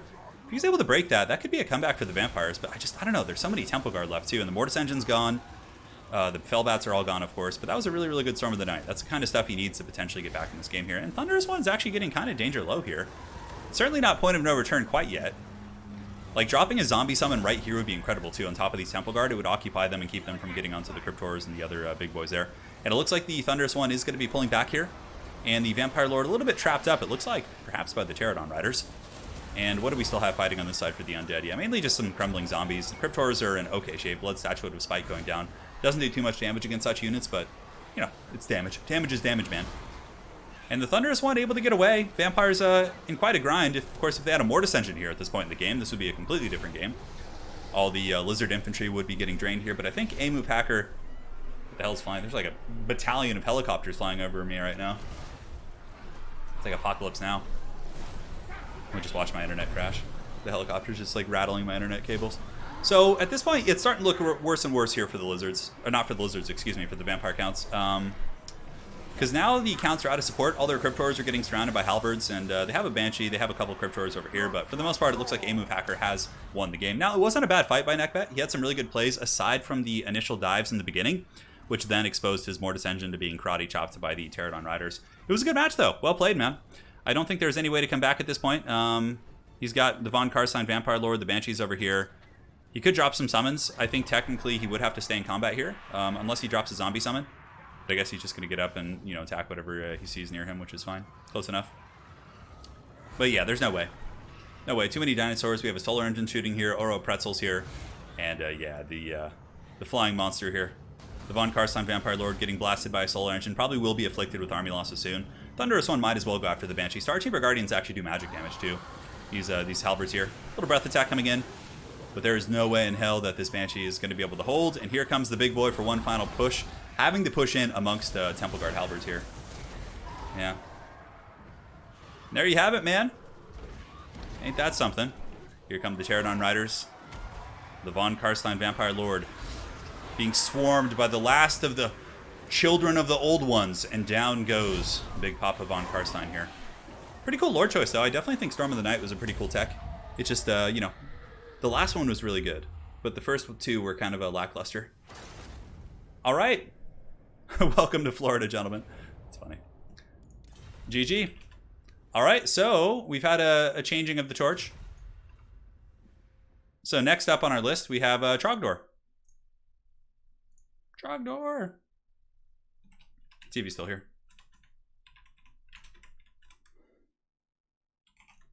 Very good. And if he is not there, we'll move on to the next person. And now let's go ahead and update the score. So the current King of the Hill, who has the current crown, is going to be... it's going to be Neckbet with 2 wins. So 2 is the score to beat, guys. A tall order indeed. And then we have a move.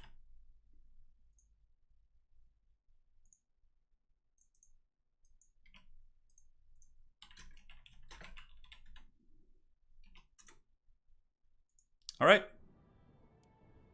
Skink Attendant, and we got Trogdor the Flatulent. We're going to get a little crazy now. Do Essence of Chaos. Royal Rumble time. Royal Rumble. All right. A little bit of lag, unfortunately. Hopefully it'll subside. It's not my lag on my end, it's player lag. Yeah.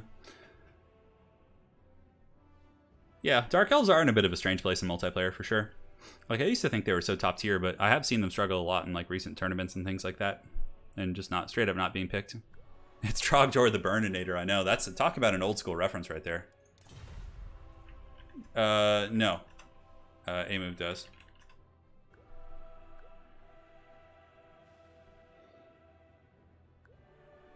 Go, go. The Burninator. Never trust an elf. Yeah. Dwarves are pretty... we might actually get dwarves here, honestly. I wouldn't be surprised if A-Move picked some Dawi. That'd be pretty cool. Elves are definitely a treacherous people. Yeah. Okay, so Lizardmen, Wood Elves, Dwarves, banning High Elves. So now you pick one Trog and ban one of his. Okay, cool. So we got Empire. Empire versus either Lizardmen or Wood Elves. Cool. That'd be fun. May I link the Strong Bed email video and chat? No, it'll automatically filter your links out, unfortunately. Yeah. I mean, I wouldn't mind that, but I'd have to, like, change the settings on the stream. We are in Essence of Chaos, a super small map. Like, rush builds will work well here. Empire can do rush builds against lizards. It's kind of weird, but you could go with, like, I don't know, what would you even do? Volkmar, Flagellants, Great Swords, and then, like, some powder to support against. I don't know, man. It's kind of weird.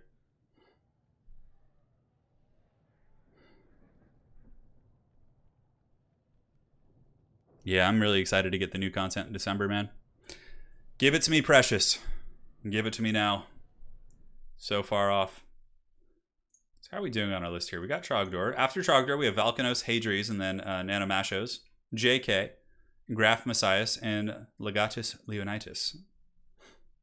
We had a couple people drop, so maybe we'll add a couple folks at the end if time permits. I want to thank you guys for joining today. Taking a nice, easy day to not think about all that's going on in the world. Vampire Coast? No, we're getting an Empire versus Wood Elves, actually. So what's probably going to happen is that A-Move, since it's such a small map, A-Move is going to do a rush, probably a Mel Gibson rush, which actually can be really strong against Empire. But for Trogdor, honestly, like, yeah, you can counter the rush. You can go like Franz with a hammer, Life Wizard, a bunch of heavy cavalry, and like Flagellants and things like that. You can fight back the rush pretty well, but Like, honestly, I would probably prepare if I were Trogdor to counter the rush because this map is so small. If they try and kite you, I think you'll have enough, like, enough aggression with your heavy cab to pressure them. So, we'll see. I know, give me game 3, seriously. All great swords with a warrior priest for each. Oh yeah, that'd be badass. I gotta actually order a warrior priest. I was looking. I want one for my fantasy army. I could probably find an old one on eBay or something. I don't have a warrior priest. I have Volkmar the Grim, although I could just use him as a warrior priest too. Let's see if I can find one. Yeah, there's some old vintage ones. There's like warrior priest riding on horseback. Oh yeah, that guy's a G right there. Man, these old warrior priests are so cool. That guy's serious. Like, I feel like not having a warrior priest is like a cardinal sin. Oh, here's a warrior priest dual wielding hammers. Man, that guy's old school metal. Man. I'm just like shopping on eBay with you guys right now. Oh, dude. There's a warrior priest riding a horseback with like a giant tomb of Sigmar on his back. Dude, that's so freaking cool. Yeah, but most of the warrior priest models I think are metal. They're like really old. Yes, we got Empire vs. Woodies here, guys. Pre-DLC Woodies. What faction are you hoping to play first in Warhammer 3? I really, really want to play, like, Chaos that isn't 100, like, super outdated. So, Chaos and Kislev would be my choices. Like, I really want to play Kislev, because I think they'll be cool with, like, Lore of Ice and, like, you know, Bear Cavalry. And then also, playing with Chaos like demons. I'm super excited for that. Because, you know, they're going to be such cool models. Like, just imagine how badass the Great Unclean One's going to look, or like a Bloodthirster. Probably Nurgle. Like, I'm really concerned about Nurgle, though. Like, how are they... Their army's going to be so goddamn slow. Like, they're just going to get picked apart in the kite, I feel. Yeah, it'll be interesting to see. Yeah, Chaos Demons for sure, and then Kislev. Dude, I'm going to have a full chub when Chaos Dwarves come out, too. Like, Chaos Dwarves... I'm also... very, very concerned about Chaos Dwarves. Like, I feel like Chaos Dwarves are, like, how are they not going to be just dwarves, but better in every way? Like, their infantry are more or less the same. Maybe they won't have as good leadership or something. I don't know. But they're going to have magic. They're going to have, like, super heavily armored infantry. They're going to have, like, crazy good artillery, probably. They're going to have monsters. They're going to have mobility. They're going to have, like, Skaven Slave-esque chaff. Like, how are Chaos Dwarves going to be, like, how are they going to balance them with dwarves? I can see Chaos Dwarves, like, balancing with other factions, but... I'm like, just thinking about it, I'm like, man, you're going to have to like make their stats like lower or something. Hadri says, I want a Nurgle Lord. Dude, the Great Unclean One probably will have like 18 speed or something. Yeah, I can see that happening. I'm not as hyped for Ogre Kingdom. I don't know why. They never called to me. Yeah, but I still think they'll be fun. I wouldn't be surprised to have a Great Unclean One be. Yeah, but Falcon, their infantry, they have like Immortals and like pretty tanky infantry in tabletop. Like, they're not the same, of course, but like they're similar in terms of function. Plus, they also have chaff. Yeah. Gonna be very expensive. So that's one way to do it. Chaos Dwarves could be like super pricey, right? Like their Longbeard equivalent could be like 1,100 gold. And then like they make up for it by using chaff. Well, of course the mod makes them OP, but I'm talking about just future speculation in terms of like functional gameplay, because in theory, like if you look at Chaos Dwarves and tabletop, I suppose they had many strengths of dwarves, but what, like, for any of you guys who actually played Warhammer Fantasy Tabletop, you guys can answer this. I don't think anybody else will be able to in theory. What made Chaos Dwarves like and dwarves different? Like, what were dwarves better at? What were Chaos Dwarves better at? I'm really curious about that, because we can speculate all you want, but that's going to be probably the closest answer we can get. Yeah. Chaos Dwarves are super pricey. Okay. I mean, that could make sense, but yeah, I'm looking for some tabletop answers right now. Do let me know. I'm quite curious. All right, guys. And now we're here. The battle is underway. Yeah, ogres are definitely neglected in lore, 100%. All right, guys. So, yeah, it's a rush. No surprises. Exactly as expected. So, for Trogdor, he's got a front line of swordsmen, secondary line of spears, and in the back, he's got 3 Empire Knights, 2 handgunners, which, if he doesn't move them, are going to get absolutely crumped. And it looks like he does have the black lines. Now, this, I think Trogdor copied... Yeah. So, Trogdor is using one of my anti-kite builds, more or less. It's a little bit different. Like, I think I only use 1 handgunner, but Again, it's not very good against Rush, so I'm sorry, Trogdor. This build is going to have a hard time versus Rush, and I don't know if he knew how small the map was, but he's got Volkmar, he's got a Heaven's Caster for wind blasting infantry and cavalry and things like that, but it's going to be a rough one. And now for the forces here of A-Move, he's got War Dancers, Spears, a massive Wild Rider Rush, he's got Mel Gibson back here ready to not be drawn and quartered, and potentially take out the Empire Lord, and yeah, because Mel Gibson beats the hell out of Volkmar, so definitely very good. Alright, so we got some people in chat saying dwarves were better at having continuous support instead of an old 4th edition. Okay, I'm trying to see. Chaos Dwarves had a smaller units, less non-artillery missile, weaker melee line, and better monster options. Okay, so the Chaos Dwarf infantry were weaker than dwarf infantry, but at the expense of monsters and chaff. Okay. Shorter range also, but very powerful at a shorter range. Okay, that all sounds like it could be fine. Like, if their infantry are much weaker than the regular dwarf infantry, and they also have shorter range, I think that would make more sense. Yeah. Okay, very cool, guys. Thank you so much for the tidbits on that. I'm sure we're all learning something today. Yeah, because like I was looking at the Chaos Dwarf line, like their old fantasy. I was like, man, they have a lot of stuff. Obviously, I don't understand all the stats because I didn't really play fantasy. I've gotten into it after the fact, but yeah. Thank you, guys. Yeah, quite a scary rush. Honestly, handgunners at least are behind some cavalry. They're going to have to turn around really quick and start hammering into those Wild Riders. Yeah, but this should be completely expected on this map. And here you can see Trogdor is like, oh shit, there's a Rusher coming. The Black Lions definitely need to find some opening and like just turn around and start shooting as well. Empire Knight's going to be charging in, but the Horn of the Wild Hunt has been sounded. Empire Knights get wrecked on the charge, man. Oof, oof, that is brutal.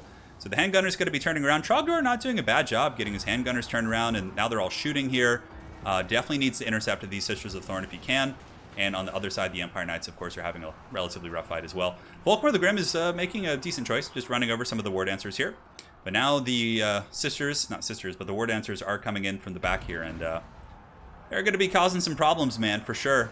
Black Lions are still going, but looks like the Heaven's Caster for the Empire is completely just annihilated there, and some sort of a wind spell, pendulum going down, but Trogdor with a very nice juke. I don't know if that was intentional or if he was just moving them anyways, but, you know, it all worked out in the very end there. But yeah, Empire Knight's getting wrecked pretty bad on the charges. However, Trogdor has been able to get his handgunners back. Will he be able to turn and shoot? Volkmar the Grim dropping a big bombardment right there, which does some okay damage there against the War Dancers. Not too crazy, but certainly getting some work in. These Empire Knights should definitely pull back. They're fighting Eternal Guard, the Winterheart Guard, mind you. And the Black Lions are having some problems as well. Yeah, you can see a very, very stressful, frenetic battle here for the Sons of Sigmar, but now the handgunners are going to be turning about face and preparing to drop some shots here. Here they come, shooting in, but now being rowed down by the Children of the Forest. And the Silver Bullets and these other handgunners here are going to be struggling pretty bad. Volkmar is giving some decent pressure where he can. You know, doing some great damage against the War Dancers, dropping a big sexy Vanishment over here, which definitely ends up doing some really, really good damage. Wow, that was incredibly solid. But I don't think the Sons of Sigmar, despite a decent regrouping here by Trogdor, are going to be able to stabilize for sure. So there they go. Yes, no politics in chats. You will be karate chopped. You will be karate chopped. Volkmar the Grim rolling about on his cart, looking to hunt down some prey. And Winterheart Guard, certainly a decent place for him to kind of sit, but at this point I think it's pretty much a foregone conclusion. I think that the Wood Elf Rush has won the day. The Black Lions are offline, both handgunners are compromised. There are some basic state troops, but nothing that Mel Gibson can't handle with some AoEs and Vortexes. And, you know, sometimes, like, Volkmar can carry such games, but in this case, no way, because there's a hard counter to the battlefield. Orion actually throwing his spears at the Celestial Wizard. And getting a couple hits, it looks like. Yeah, let's see. Is he going for the Javelin throw? Some Empire Knights coming back in, charging into the Wild Riders, but heavily outnumbered, 18 against 31 right now. Wizard might be able to come in and salvage the situation, but I just simply think there's no chance with all the guns and the Black Lions being shut down. Those units are expensive. They're very good against Wood Elf Kite builds. I've used them to some pretty good success against people who like to use Way Watchers and that sort of thing, but against a rush, they're pretty bad. Typically, they get hunted down, and it's not a good time. Not a good time. Yeah, the Empire build was fine. It was a build designed to deal with Kite on a bigger map, but on a map like this that's so close quarters, it pretty much had very little chance. Trogdor still played very well considering, you know, he repositioned, he still was able to get some shots off, but against a Wood Elf Rush, quite literally starting right behind you, there was very, very little hope here. And Volkmar loses to Orion in combat pretty bad, so there you go. There you go, my friends. And that is appears to be it for the Sons of Sigmars. They're going to be forced once again out of the forest, but no surprises here. It is the home of the Wood Elves and the Wild Riders, these Reindeer Cav. Preparing for Christmas, running down some of the Spearmen. We will see how it goes. Karl Franz 2020, there you go. We have an election between Franz and Gorbel, yes. I would vote Franz all day. Gorbel is definitely a solid candidate, but he's a little bit extreme on some of his approaches. You know, I think Franz is a more reasonable ruler than a Gorbel. All right, Wild Riders coming in. Horn of the Wild Hunt. Charge bonus currently 100. Oh my god, that's so cool. Just plowing through those handgunners right there. Should be army losses soon. Granted, it'll take some time for Volkmar the Grim to actually break. So we will see. Lore-wise, was the Empire ever in a position to fight off the Skaven? Well, the Empire always starts at a disadvantage when they're fighting Skaven typically, but then they find a way to come back and, you know, save the day. Or the Skaven usually undo themselves. That's really the truth of it. Like, Skaven are often winning and they're about to conquer, like, a city. And then suddenly the Skaven start fighting amongst each other and scheming and trying to, like, claim credit instead of actually winning. And then they lose. You know, some Empire hero will undo them. You know, that kind of thing.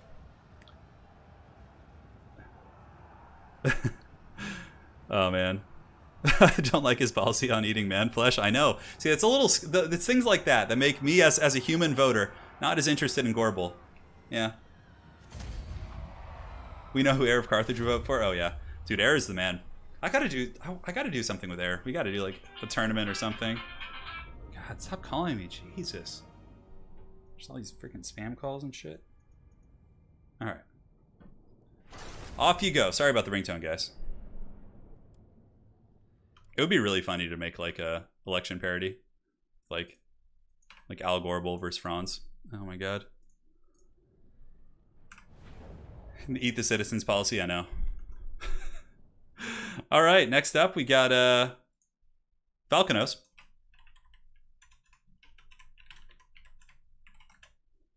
Let's get Valkanos in here, man. We're making some pretty good progress, and after Valkanos we got Hadri's. Should be good. The King's Glade. Oh, yes. Give it to us. Do some Troll Country. Gotrek and Felix 2020. You see that? Those are a couple dudes I could vote for sure. I would 100% vote for Gotrek and Felix. Because you got it, like...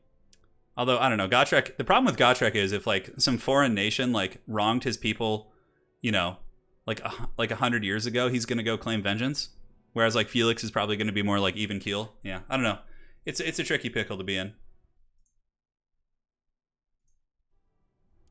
All right, so it looks like the lobby's bugged, so I'm just gonna have to remake this real quick.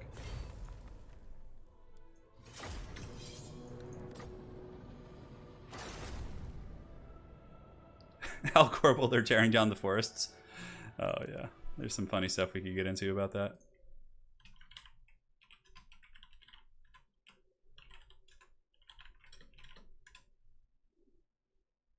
Oh, A-Move's game crash. That's what it was. Okay, no worries.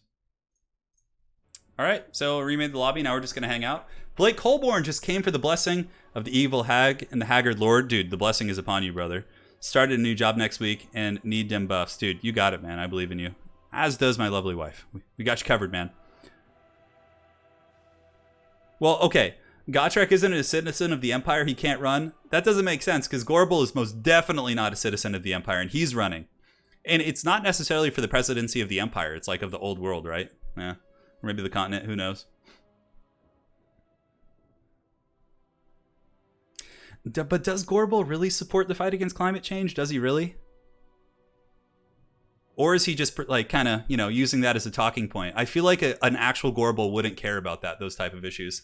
As a matter of fact, they'd probably rather have the world be like an apocalyptic wasteland that they can just fight constantly on.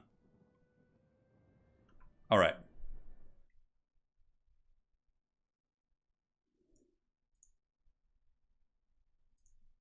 Cool, so we got Valkanos in here.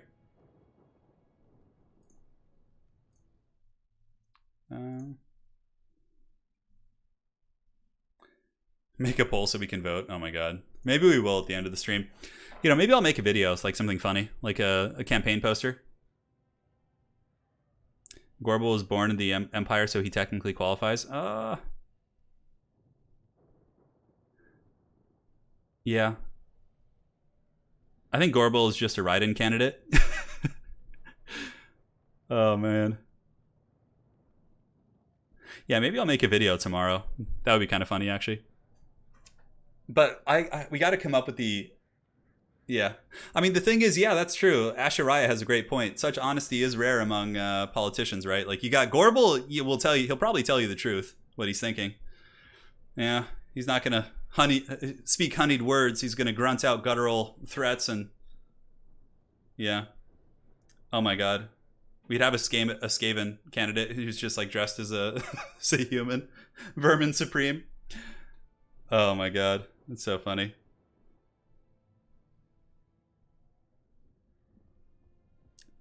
Who would be the equivalent of Kanye West running? Oh, maybe that would be like the Skaven imposter candidate. You know? Yeah, Malice Darkblade doesn't need a vice president. He's got two candidates inside of him. That's a 2-for-1 deal, man.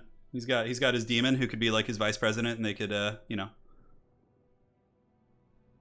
Get at Mule says, I appreciate that I always know where Gorbel stands on issues. Yeah, you see? Yeah. You know, Franz might speak honeyed words to, like, pacify his people. Gorbel is telling you the truth. Vermin Supreme, I know. There's actually, like, a parody candidate in the United States named Vermin Supreme.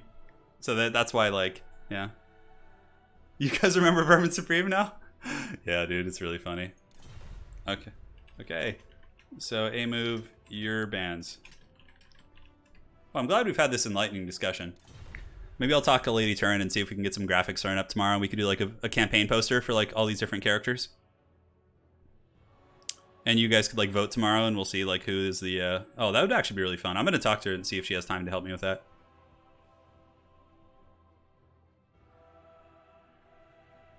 Yeah, we don't want to have... I mean, obviously we can have a ton of candidates, but I think we're going to have to limit it down.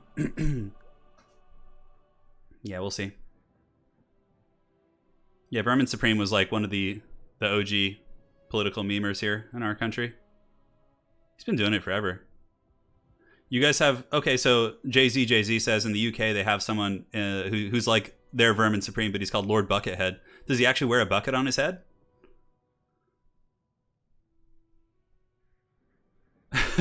You voted. Falcon says he voted for Krokar as protector of Zottel. Yeah. That's funny, dude.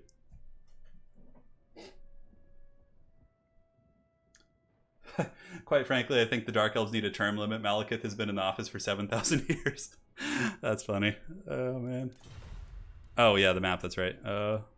We're so caught up just trolling around here. Map set. All right. I think just to keep it from getting too crazy, like if I actually make a video, we'll just do for the Empire. All right. Yeah, we'll do it for the Empire, but we'll throw in some like infiltrators trying to like, you know, trying to usurp Franz or something. Yeah. Vlad can raise the dead and make them vote for himself. That's true, actually. Vlad would also have the first... I'm sure he'd make the first husband and wife running mates. You know, Isabella running as his vice president.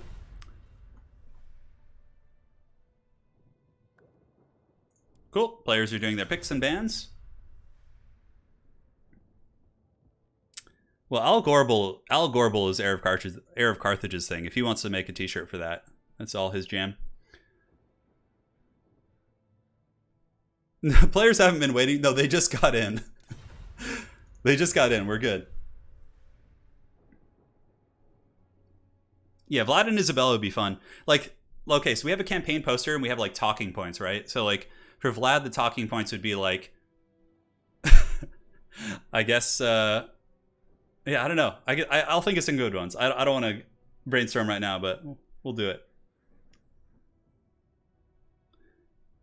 Well, for the Empire, I think we just have like we have Gotrek and Felix, we have Franz and like Volkmar can run as a team, but like, you know, Gelt, I don't think, like, I don't know. Boris could be like the guy who runs against you and just has like no chance, you know, but just tries anyways and just like a thorn in your side, but then begrudgingly like endorses you once he loses. Here we go. All right. Toddy for the Empire. I'm trying to think like who Toddy's equivalent would be, you know, just this like grumpy like thorn in your side that just like no taxes, just souls. Yeah, there you go. Yeah, you know, this actually might be a better subject for a podcast here. Hey, Mark, I'm glad you enjoyed the commentary, man. You know, it'd be really funny would be Conrad von Karstein actually did try an election fraud by making an Empire Canada zombie. True story. It didn't work. Wow. Okay, so there is precedent here. So we got Skaven versus Wood Elves. It's pretty. This map's like smallish, but bigger than Spirit Essence of Chaos. But it's going to be Valkanos against Amove Hacker. Amove, I think, is up to 2 wins as well. Let's check. Yeah. Signups were earlier. All right, cool. We're all set. Yeah, Bugman could run too, yeah. Yeah, we have a podcast. It's on the channel. You can go look through my videos and you'll see the Dreaded Haggard podcast. There'll be another episode coming out at the end of the week. But yeah, it's on my YouTube channel. You can watch the VODs of them. And then also it's on Spotify. So you can find it on Spotify. It's called the Dreaded Haggard podcast. You can download it there and, you know, do the whole Monty and everything. Yeah. See, guys, this is how we talk about politics without talking about politics, you know? Oh. The candidate who plays Deathmaster the most will win. You see, there's some campaign meddling, some election interference.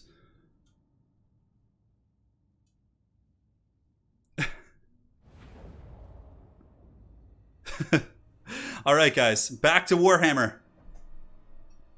We're about to be loading into another battle. The glorious Skaven versus Wood Elves. Looks like Amove Hacker trying to represent the Forest people today. But is Vlad a legitimate candidate? He's from Nahakara. Oh, man, all right. Well, you know, points are being raised. Norscan elections would just be like Klingon politics. It would just be like you could literally just challenge for the leadership and... Yeah. Throg would trash Sigvald and Nevates. Yeah, you just throw up on him. Oh my god, I'm loving all like the ideas people are coming up with. I wish I could just like... I guess I can come back and look at the chat later for inspiration if we decide to do those posters. Yeah, the Skaven Vermin Supreme, who would be like a Skaven imposter, would want to legalize Warpstone. Yeah, for sure.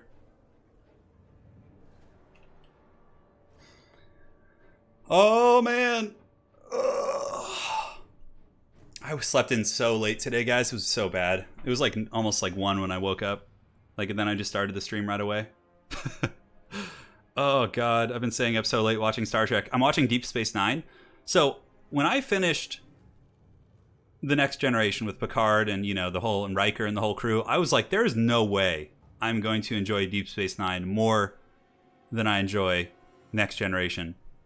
There's no freaking way. But then I watched Deep Space Nine. I'm on season 6 now, and dude, I have to say, I think Deep Space Nine is my favorite. Like, I did not think it was possible.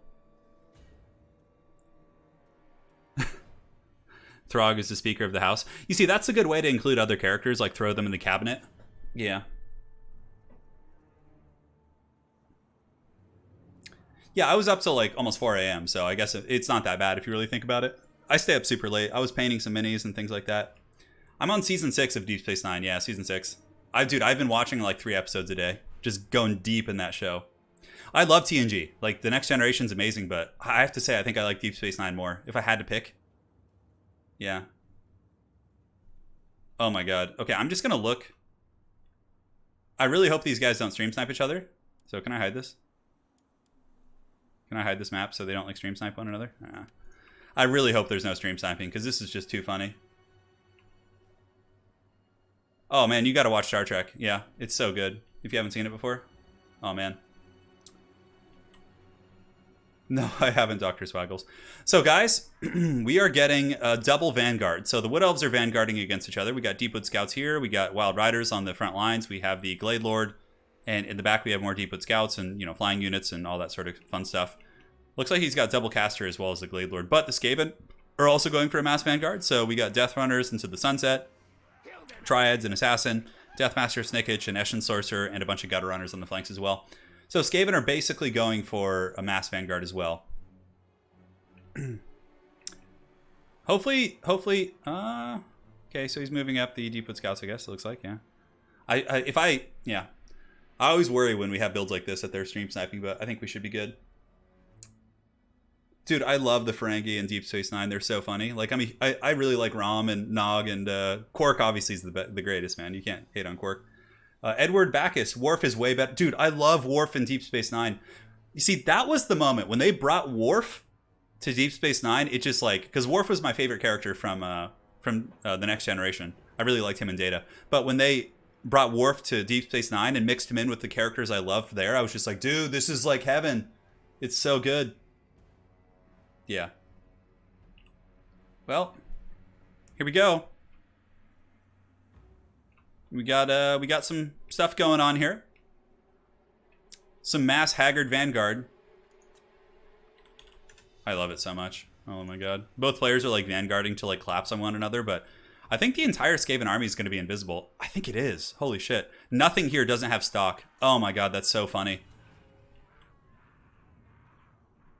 Brunt, FCA, dude. I love Brunt. He's so funny. The actor who plays Brunt is like the same. He plays the Vorta guy. He plays the Andorian in the Enterprise season. Yeah, they use that actor for everything. Dude, I love Garrick. Garrick is like one of my favorite characters too. I love Garrick, dude. He's such a cool character. Yeah, it's like, dude, the Grand Nagus is like so good too. He's just such a meme. Oh my god, dude, guys, don't get me talking about Deep Space Nine. I'm just on a kick right now. Yeah. All right, so the entire Skaven army is invisible. Nothing can be seen. So currently, Amuf Hacker's like has no idea what's going on. As such, you can see he's like centralizing his army. Oh my god, this is so funny. I don't think the Skaven have much of a chance. Although stranger things have happened, man. Like, he doesn't have any way of snaring these archers. If he could like snare these archers and get into combat, maybe. The Gutter Runners are actually super good against Eagles too. That's like something to consider as well. Yeah, this is an insane battle.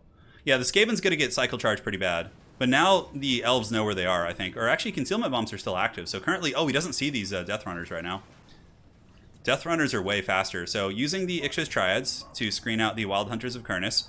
In the meantime, the Death Runners are going to be actually catching these Deepwood Scouts. So they come out with the concealment bombs. They get the jump here on these Deepwood Scouts. That's so cool. But Amuf Hacker does have the Wild Riders. The Gutter Runners for Valkanos are a little bit out of position. So now these rats are going to be getting hammered pretty hard.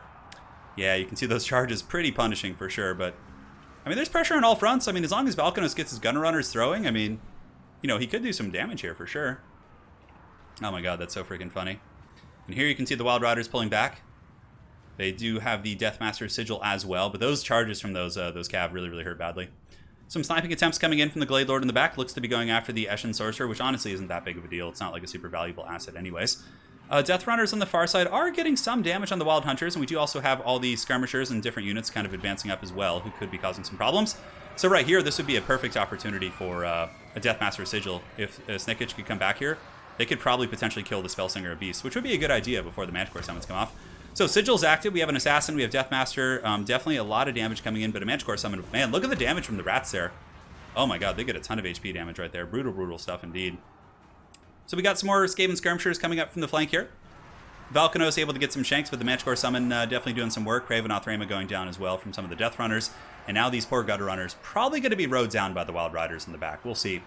The Skaven Assassin kit definitely is going to have to carry pretty hard. I don't know if they're going to be able to. I mean, there's some healing too, I think. Yeah, looks to be a Spellsinger of Life right there. And the Gutter Runners are chasing down the Archers and getting some decent damage, but the Manticore summon definitely very disruptive. But looks like one Spellsinger is on death's bed here.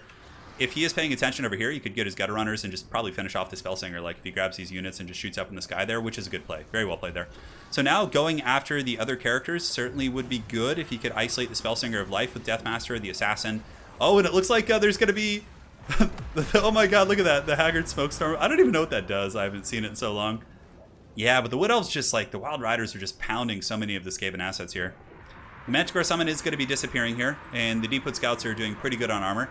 I have to say, a pretty cool build, for sure, but not having mass against Wild Riders is quite painful, for sure. Yeah. Oh my god, I look at chat for 1 second, and it's like, Turin could be a hollow live girl. I don't even know what that is. Sounds questionable. Wild Riders riding down these Death Runners here. And now we have the Assassin and Deathmaster in their little kit. Kind of isolated. I think the Wood Elves have definitely done some brutal damage. Death Runners are not cheap, and losing half health off one on the charge from some, cav is quite painful indeed. So there goes the Eshin Sorcerer being sniped once again by the Spellsinger of Life. A very ambitious build here from the Skaven. You know, if the Wood Elves had gone for a rush, you know, the Death Runners might have been able to massacre their infantry. Like, and the Skaven Assassins could have killed Orion, for sure. But this is more of like a traditional Wood Elf build, right? With like, you know, Archers and Kite and Pravenoth Raymond and things like that. So I suppose the Skaven Gambit, a no damage vortex that disrupts formations. Yeah, okay. Vote Bloated Corpse for president. Yeah, that would be very American for sure. All right, Deepwood Scouts.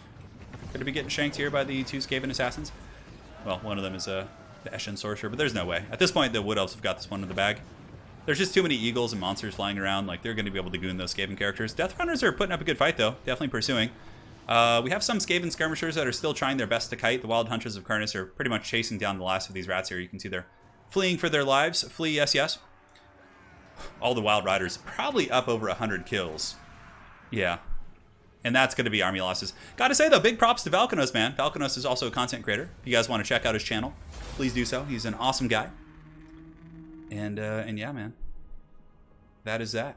Well played. A very, very cool build, but alas, it was not enough to crack the wooden defenses of Amuf Hacker. All right.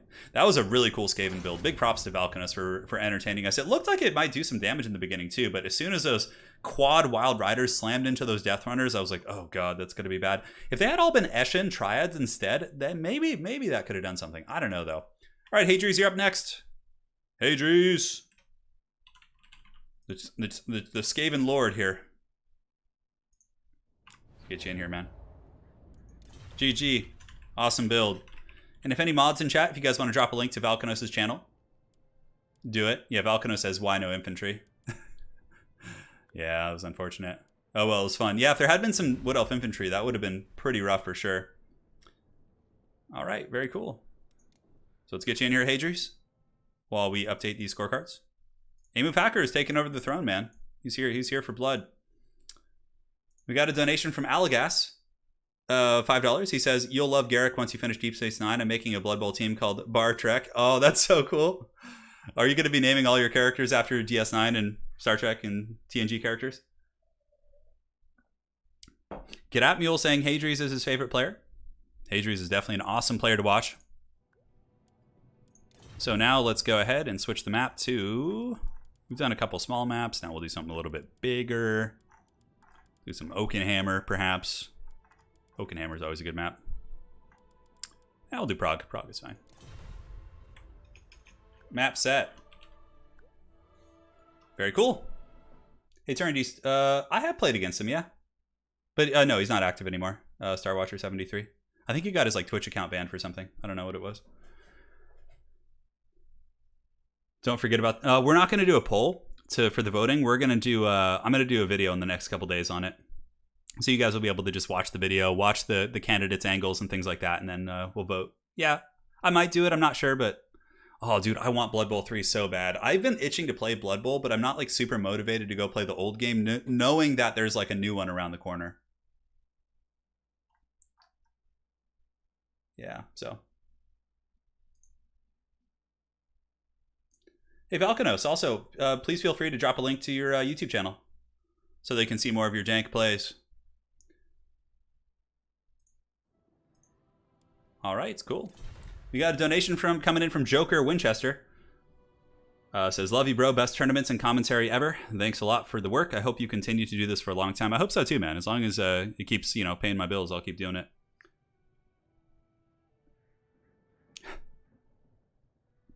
I know, we need some proud dwarves for sure. I used to play Blood Bowl, yeah. Like, I played a couple years ago, but I haven't played since then. How can I qualify for a tourney? Chris, most of my tourneys do not require qualifiers. You simply need to be in the Discord and then just sign up for them when they happen. As far as King of the Hills go, all you have to do is when you see me make an announcement to everyone that it's starting in 30 minutes, you'll have about 10 or 15 minutes to sign up, and then you have a chance of randomly being entered. So, yeah. That's it. Oh, yeah, Josh. Hell yeah, dude. Wild Hogs, BB3, all day, dude. And very cool. Yeah, I guess. Oh, for sure. I'll happily play in the Wild Hogs when Blood Bowl 3 comes out. We'll have to make a whole new league and everything, so that'll be a great time to get back into it. I had to stop playing before because that was when my hand health was degenerating really bad. And like even playing an extra Blood Bowl game at night was giving me a lot of sharp pain and suffering. So, but now that I'm getting better, it's the time to get back in and play, man. All right, so we have Empire versus Lizardmen. This will be a fun matchup. Empire versus Lizards. Let's do it. Yeah. Oh, I love me some Blood Bowl. I'll definitely be going like deep in that for sure when it comes out. This stream, how long will we be going? Let's see how much longer we got. So Hadries is up. After Hadries, we have four to six more players. So yeah, get like probably 5 more games more or less. Nuffle will come for me. I got to get back, man. I don't know. I'm really excited for the new game though. I actually wanted to build a Blood Bowl army in tabletop, but I already have like my whole Empire army to paint, so I'm like trying not to buy new models. My Death Guard army is like 90% finished. I have to paint my 3 Blight Haulers and like 5 Plague Marines, but aside from that, I have everything fully painted. My Chaos army is pretty much done, my Black Legion, except for like 18 possessed models. And then, yeah, for my Empire Fantasy army, I got a lot to do. Hey, Chris. Glad to hear that you've been learning a lot, man. I praise the Horned One just because of you. All right, there you go. I'm glad I've turned you on to your faith, man.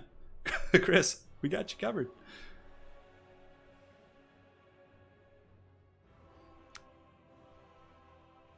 Yeah, Turin is fun.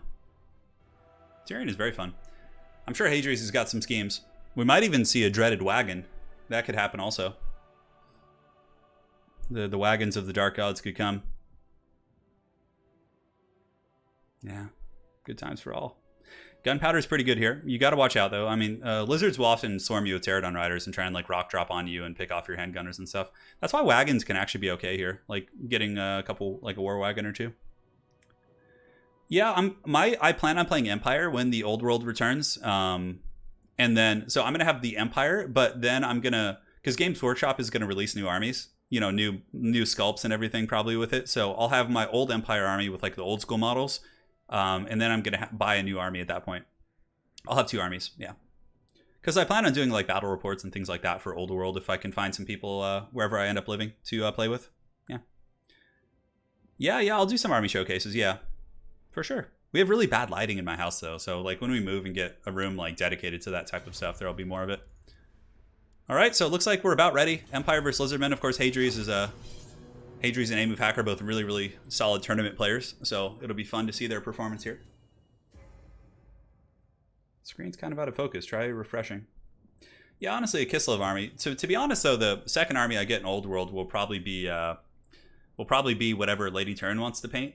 So it might even be like a Goblin army, like Orcs and Goblins, but mainly Goblins with Skarsnik and stuff. Like if he's, oh no, Skarsnik isn't going to be around in Old World though. They'll have a different Goblin because I think they already said that Old World is taking place in the Age of the 3 Emperors. So it's like during the Great Chaos Invasion with Azavar Kul and Magnus the Pious. Vlad will be around. Most Teclis is that is the time period where Teclis teaches magic to the Empire. So Teclis and Tyrion will be around. Like it's gonna have most of the elves and things like that, but it won't have the Empire or Scar. I don't think goblins live that long. So null set, live in Ireland. I wouldn't be opposed to that. How's the internet in Ireland? Yeah. Yeah, the Old World is returning. Yeah. When do I think it'll come out? At the earliest, end of 2021. At the latest, I would say like end of 2022 or like middle of 2022. I think it'll come out like, yeah, it's a specialty game. So I don't know. Hard to say. Yeah. That's when Mordheim gets like, yeah, like all messed up and things get crazy there. Skaven will not have any of the same characters. Dwarves, you'll have some, because I think Thorgrim is over 300 years old. He's like really old, yeah. So you'll have some of the dwarves probably, but they won't be like kings at that time. It'll probably be like different kings and stuff. Yeah. Yeah, Grom the Paunch, how old is he? No, it's at least 2 years away. Yeah, I don't know. Hey, Jonathan Kelly, I got you covered, man. Dude, there's so many cool things coming. We have Warhammer 3, right? We have freaking Blood Bowl 3. We have the Old World coming back. And dude, there's like so many things to look forward to in the next couple of years. And like, you know, with Warhammer 3 comes like a bunch of cool DLCs too, like probably a similar cycle to Warhammer 2. So Warhammer 3 will probably still be popping for like 2 years after it launches, which is really exciting. And hopefully that'll be enough to like carry us into like their next big like fantasy or sci-fi title. Like, you know they're going to do Warhammer Total War Warhammer 40K. You know it's going to happen. This game was just too popular not to, I don't think. Yeah.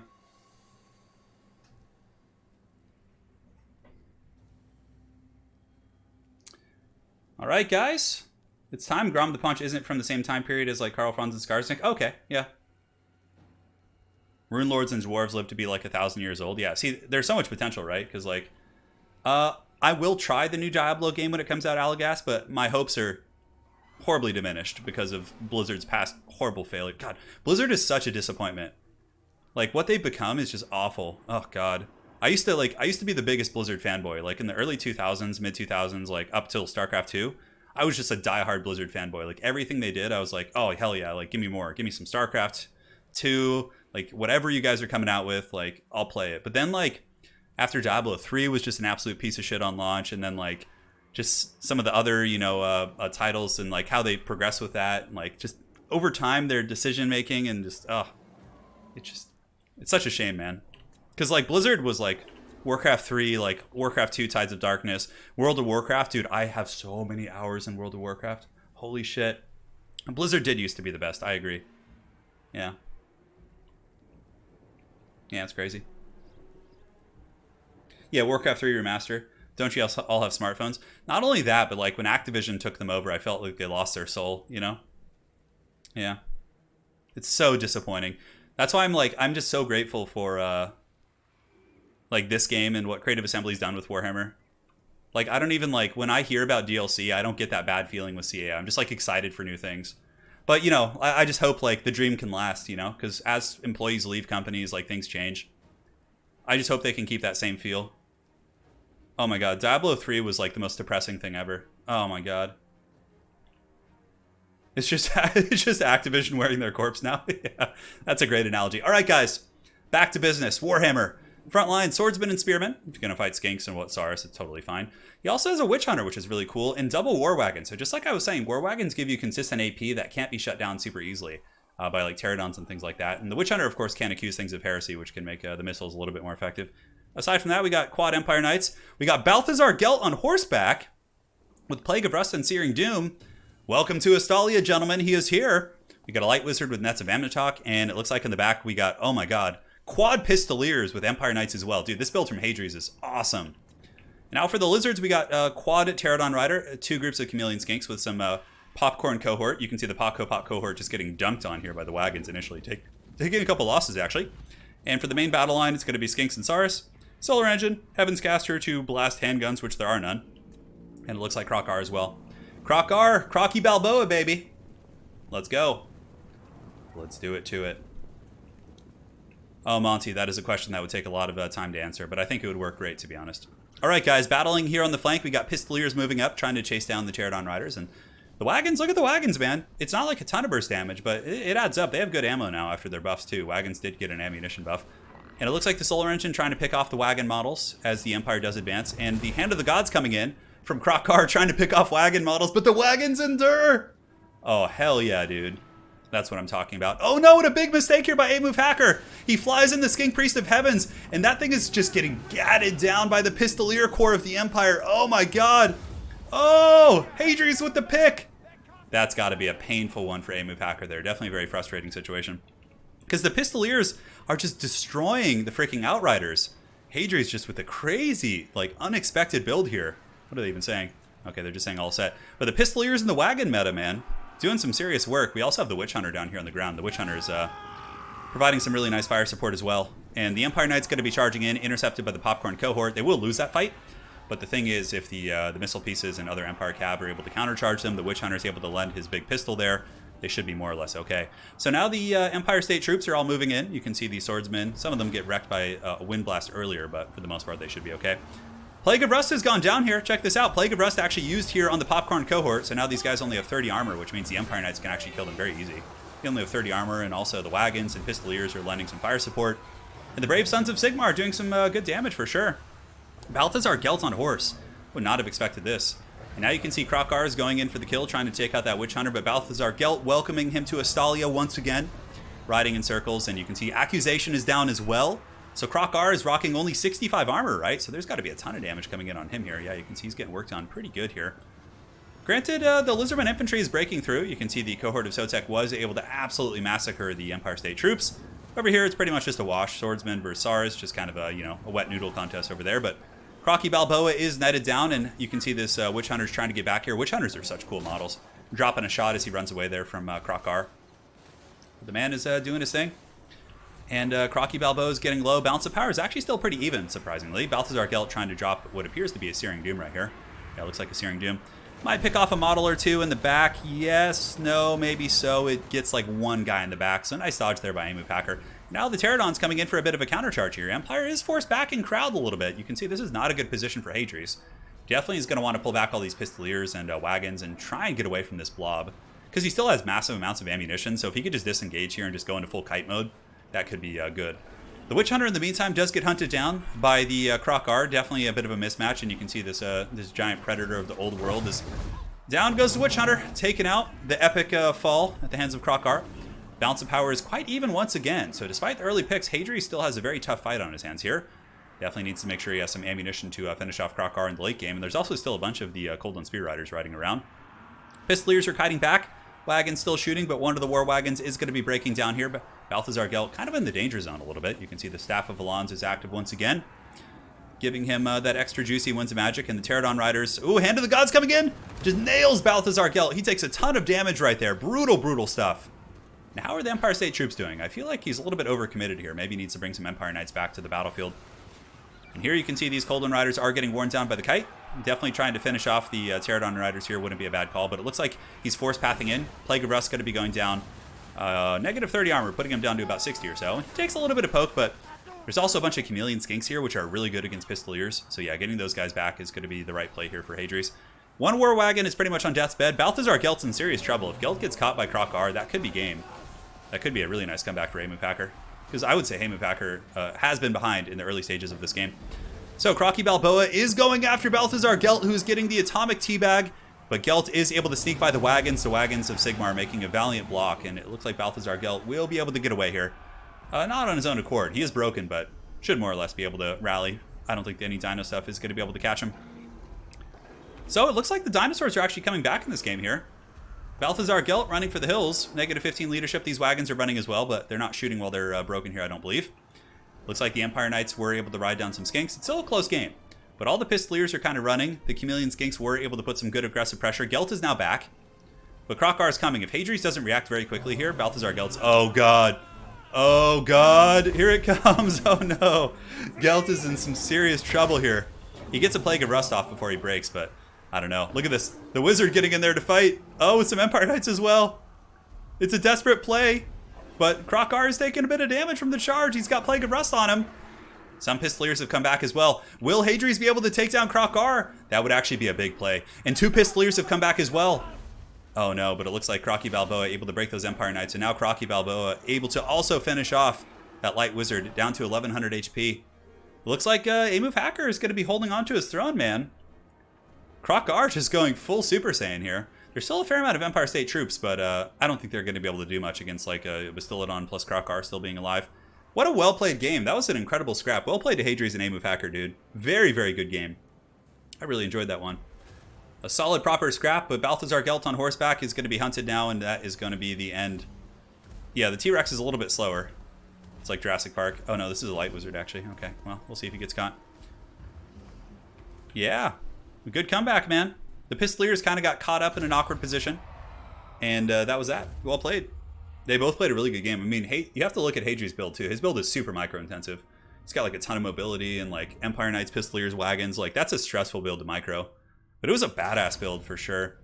Well played. All right, A-move. That's 3 wins, man. A-move. Fighting for that King of the Hill. That's actually 4 wins, I think.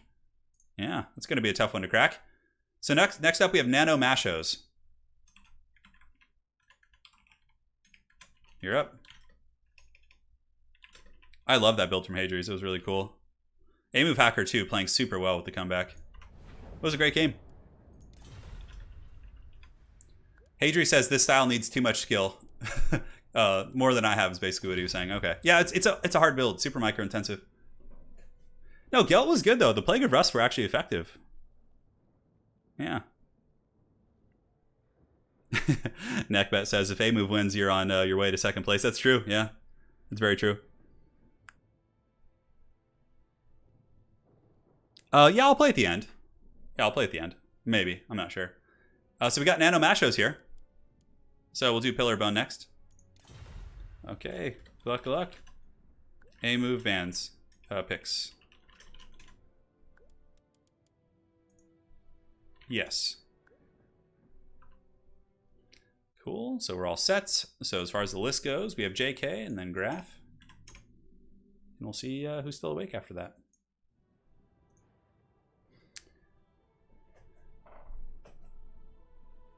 No, Hadri's, you're not bad at the game. That build was really, really micro-intensive for sure. There was so much to manage, dude, you know? Like, what, 4 Pistoliers, 2 Wagons, like 2 Empire Knights, Gelts, a Witch Hunter. Like, that build was super tough to use, and you almost pulled it off, man. Yeah. You almost pulled it off. Oh. Yeah, I'm the boss battle at the end, but it won't matter. I mean, unless somebody can beat A-Move's record. He's got 4 right now, so. Cool. So A-Move picks 3 and bans 1. Then you pick 1 and ban 1 of his 3. Then he picks. Skink Attendant Leia, that's so funny. I love it. I love A-Move's name today. So, Lizardmen, Wood Elves, and Greenskins for A-Move. And he bans High Elves. Okay. Banning High Elves, interesting. Yeah, we've seen High Elves banned a couple times today. So now you pick yourself, Nano, and ban 1 of his 3. Kislev, do they have wagons and lore? Is that a thing? Let me go, like, I'm gonna go on eBay real quick and see if I can find any war wagons. Were they actually like models? I feel like I have to get one. Empire War Wagon. Oh my god. Oh, they have them. They're so, oh my god, they're so expensive. Holy shit. All right, so guys, I am on eBay right now. And the cheapest war wagon I can find is $140. There is actually a mint condition war wagon for 275 Great British Pounds. Holy shit. There's an Empire War Wagon out of print in a box new for $322 from the United Kingdom. Oh my god. Well, there goes that dream. Unless one of you guys has a wagon you'd like to send. Oh my god, there's so many cool out of print Empire things. Holy shit. They have... Oh, dude, I gotta get a picture of this for you guys. Hold on. Can I, like, save this picture somehow? Okay. Lich109 says you own one? Yeah. Okay, here. I'm pulling up the pictures to share with you guys so we can all, like, indulge in this together.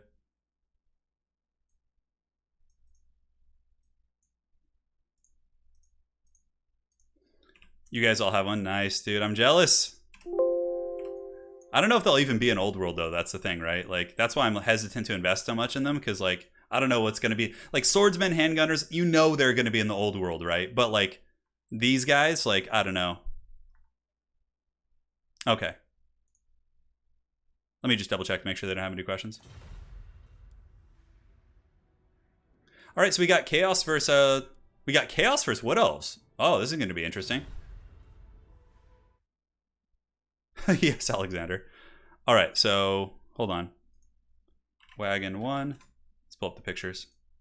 So check this bad boy out. All right, so this is one I just stumbled across here. Check this out. I just saw this on eBay. This one was really expensive too. So this is a Dogs of War for hire.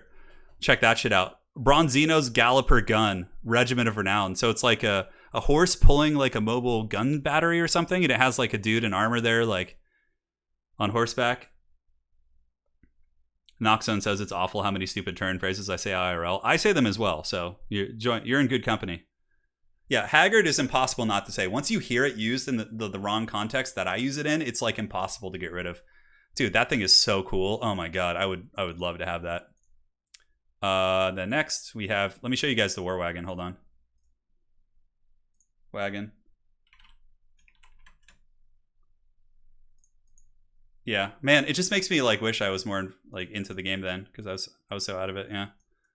So this is the wagon on eBay. You guys feel like paying like $320 for this? So that's the old war wagon model, at least one of them.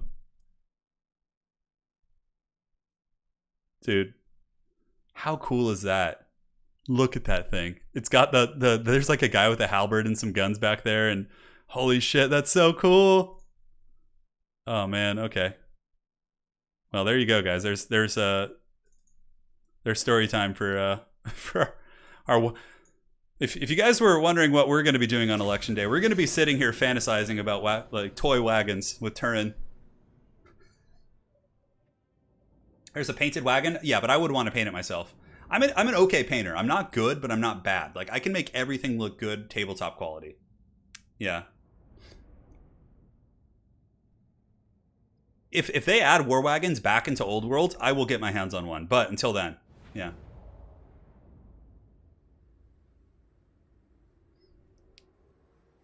Yeah. Look up the land ship. I've seen the land ship. It's really cool. Dude, imagine just destroying your opponents with the Haggard War Wagon and tabletop. I would paint I would paint that wagon for sure. I'm a pretty active painter, man. Despite having a semi-crippled hand, I have painted a lot of models. Lady Turin also is like, she's painted like half of them as well. Oh yeah, the Marienburg land ship was the wagon's bigger brother. Oh yeah, it's good shit. So we're loading in, guys. It's going to be Nano Mashos against A-Move Hackers Wood Elves. Or no, Nano Mashos Chaos, yeah, versus A-Move Hackers Wood Elves. Yeah. Dude, I was going to do more battle reports, but then lockdown, the corona happened, and obviously I can't do those anymore. That's a shame. How do I find this group on Discord? Do we have any mods in chat that could drop a link to Discord? If not, I'll drop a link, Chris, for you after this battle. Just remind me again afterwards.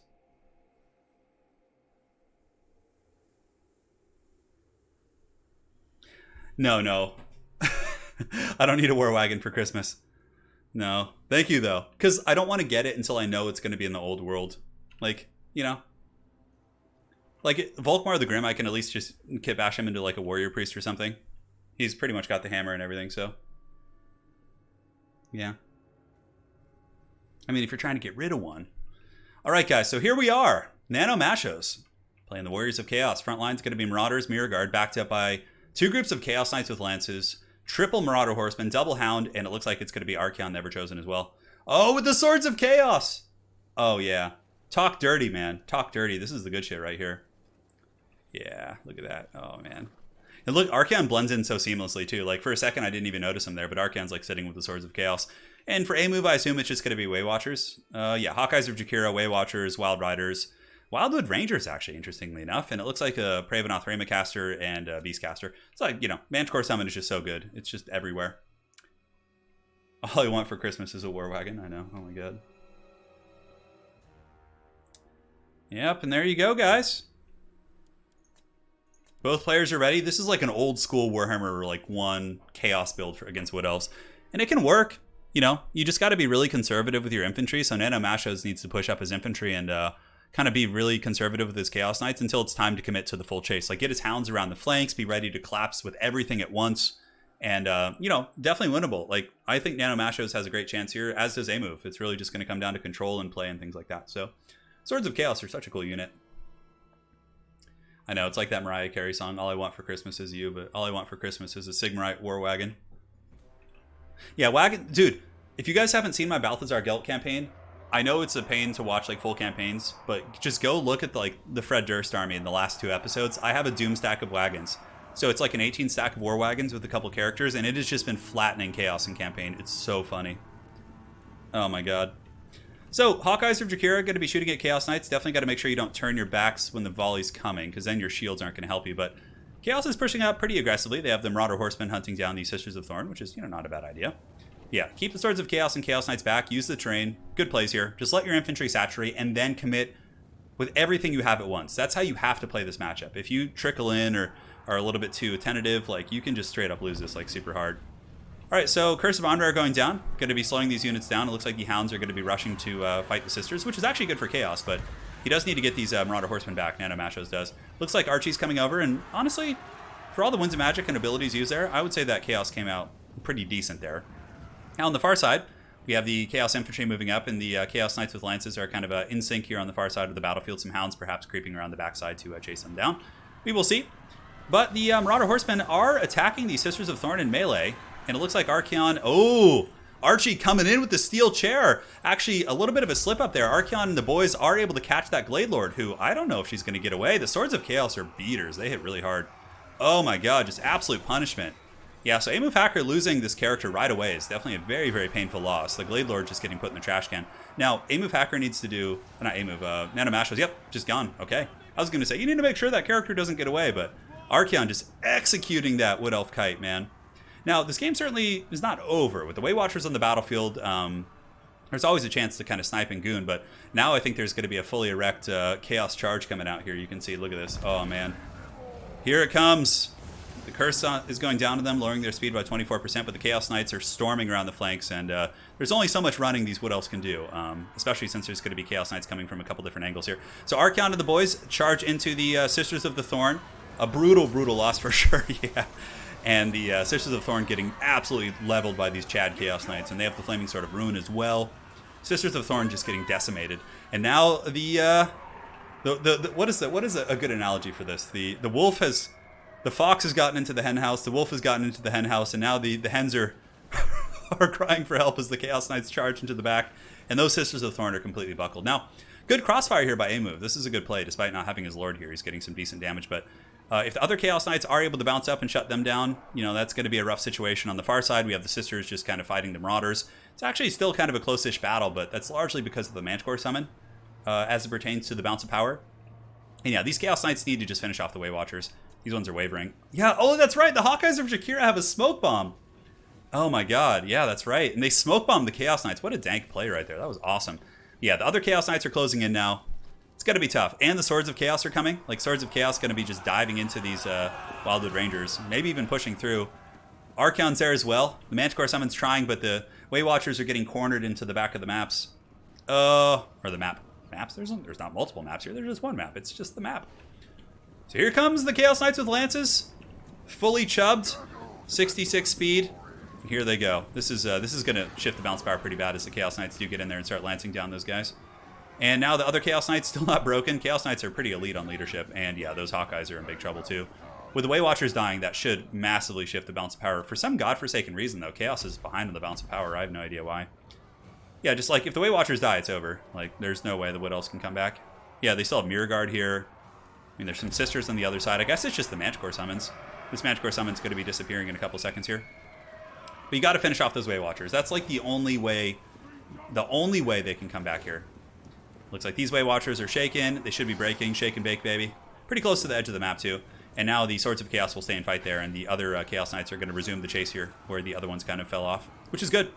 Mirror Guard should be able to also pin these units in. Chaos Knights almost breaking. Man, I don't know how these Way Watchers are, like, not... They took a Chaos Knight charge. Archeon's back here going deep.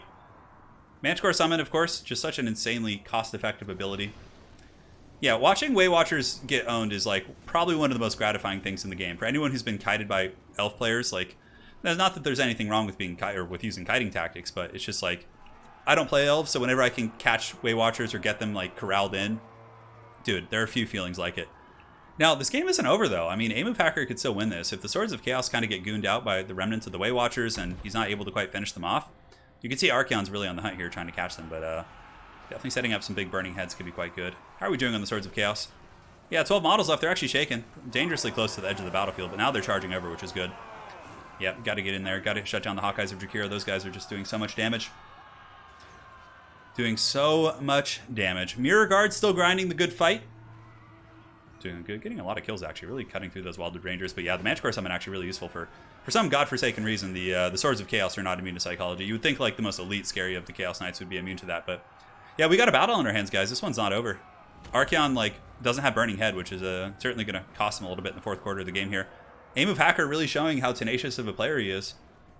But just not quite being able to finish off those Elvish Archers. May cost Nano Mashos the game. Now, Nano on the far side of the battlefield has some Poison Warhounds and some Horsemen and other units. He really needs to get into the battle here. I mean, they could go for the approach of trying to run them out of ammunition. Mirror Guard here are actually breaking? Why are the Mirror Guard breaking? I guess Wildwood Rangers have really good AP. So Chaos is going to have to go kind of get its bearings back and go unify the rest of its troops here. Poison Hounds. Yeah. Man, look at how low they are. It's crazy. 24 and 23.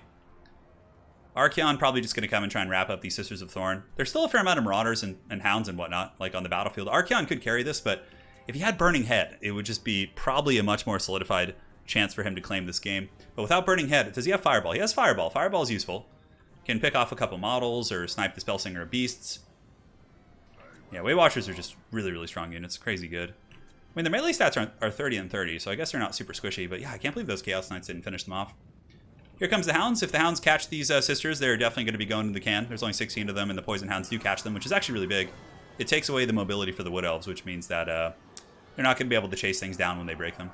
Here we got some Eternal Guard coming back. Archaon and the boys able to polish off these Sisters of Thorn. Really, really good game, man. We've had some crazy comebacks today. Aim of Hacker, really, really solid control. Not panicking and, you know, keeping those guys stable there. All right, those Sisters are broken. Marauders are fighting the Eternal Guard here. And it looks like the Way Watchers are just dropping some shots, man. Archie needs to make sure he has some support. Because if Archie's the last thing left at the end of the battle, that's going to be really, really rough. Like, because there's still a ton of spears and, you know, units kind of... Yeah, look at this. Wardens of Sithril. They'll make quick work of Archaon. He's going to need some support. Some fireballs, different things like that. All right. Chaos Warhounds with Poison pulling back at this point. And, yeah, they're wavering. -6, -9. They'll break. They'll probably come back. Archaon, I don't know about his Winds of Magic situation. I would imagine it's pretty good. Archaon could also just be saving up his magic. That could be another variable. Way Watchers are somewhat low on ammo. Let's see. Yeah, how are they doing? 5 volleys left here. Looks like 2 on the Hawkeyes of Jakira. Those Marauders have come back. Archaon needs to juke those shots. Ugh, but he takes him in the face. Pretty painful stuff. And the Poison Warhounds are back. Poison Warhounds could also be MVPs. Like, probably pulling them back and just leaving them to chase down, you know, a rear charge to the infantry while Archaon's fighting is going to be enough to maybe do it. Some of the Marauders trying their best. It looks like a fireball going down from Archie. Although I would definitely target the Wardens of Sithril and the Wildwood Rangers. Like, killing the Sisters of Thorn isn't the biggest deal right now. This might get a couple kills here, actually. Yeah, it looks like it takes out 2 models, which might actually waver and break them. Let's see. -1, 2, 3 leadership. Those guys are able to stabilize there. And these Marauders are moving in. 0 leadership. Going to get charged here. -3. They'll break, of course. Chaos Marauders are not the pinnacle of excellence in terms of leadership values. So those guys are going to try their best. And here you can see these Sisters of Thorn still going. Still throwing a couple spears into the final hours of the game. I think keeping the Hounds back is probably the right play. I don't think sending them into the Bowfire here. Like, they might get a kill or 2, but now they're going to shatter probably if they break is the problem. Wavering, and they charge, and they kill a couple Way Watchers. Okay. Not terrible. Another fireball comes in, hitting the Sisters of Thorn as the Marauders march in. We got 56 Marauders. They're going to get cut to pieces. Archaon really needs to carry this fight. He needs to get in there. Archaon should be cycle charging right now, probably, but I guess with the Way Watchers, it's kind of hard to say. Nano Masho seems to have some pretty good Winds of Magic, but here comes the Wardens of Sithril. Yeah, Archaon needs to do something about the Wardens. They're just so strong. I mean, they're going to destroy these Marauders. We got some more coming back. Looks like those Hounds, just like we talked about, did break. And the final battle for the Fate of Middle-earth is here. Archaon's taking way too much damage, though. He's getting blasted. And it looks like an Overcasted Flock of Doom going down as well on Archaon. Shouldn't do that much damage. Because it's per model, so it'll probably just tick for like 2 damage when it does tick. Let's watch. Yeah, 247, and it does literally 0 damage. Yeah. Oh, it does 5 damage there. There you go. Alright, so the battle's underway. Archaon's going to have to fight here in a second. Marauders, of course, are doing their thing. Looks like Archaon's going to be going for the fresh fish out here on the far side. Oh, Archaon, is he going to break him? He is Lord of the End Times. He causes fear. It's quite scary, this man. But now the Wardens of Sithril are coming for blood. The Marauders are broken, so Archaon must stay in combat. So I'll let... Nano Mashos has just gotten back into the game, so might not be aware of the current tournament rules. I'm not sure. But yeah, you got to stay in combat now. Archeon carrying this. You see, the thing is with a burning head, maybe. Like if he was able to get a fat burning head right down the pipe and like kill the Wardens of Sithril. But Archeon just fighting these anti-large specialists is going to be too much. Look at them. They're rocking freaking 90 leadership. It's so insane. Couple Waywatcher shots in the back as well. What a great scrap, man. GG, well played. Both players played really well. Nano did a great job. A-Move did, but in the end, A-Move was able to, you know, stay ready. Yeah, look at this. Archeon never chosen. 1692, 1650. And it looks like the Wardens of Sithril should finish him off. Army losses. GG, well played. Dude, what a game. Holy shit. Yeah, Burning Head, it would have been nice. I still think A-Move would have dodged it and won, but it could have, like, given him a chance, is what I'm saying. Yes. Alright. There we go. Well played, man. Skink Attendant Leia here. Some solid games. Nano's like, if I had only brought Burning Head. Yeah, exactly, man. Oh, looks like the lobby. A-Move crashed again. Okay, let's remake the lobby.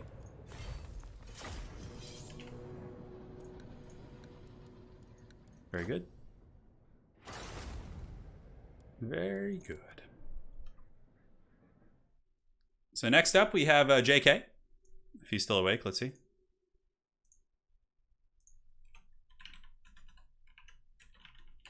If he's not, we can move on to the next person. We'll see if the JK answers. We'll give him a minute here. A-Move Hacker, if you're watching, just go ahead and rejoin. I'll find you an invite. What are you, Skink Attendant Leia right now? Okay. So Princess Leia is a skink. I like that. That's funny. There you go. Yeah, some solid Wood Elf play, for sure. Yeah, the Burning Head would have been nice. It would have been nice, for sure. So I don't know if anyone's going to be able to beat A-Move's score at this point. We'll see. Okay. Let's do like a weird map that we don't see often. We got the Beast Jack. JK is here. Very good.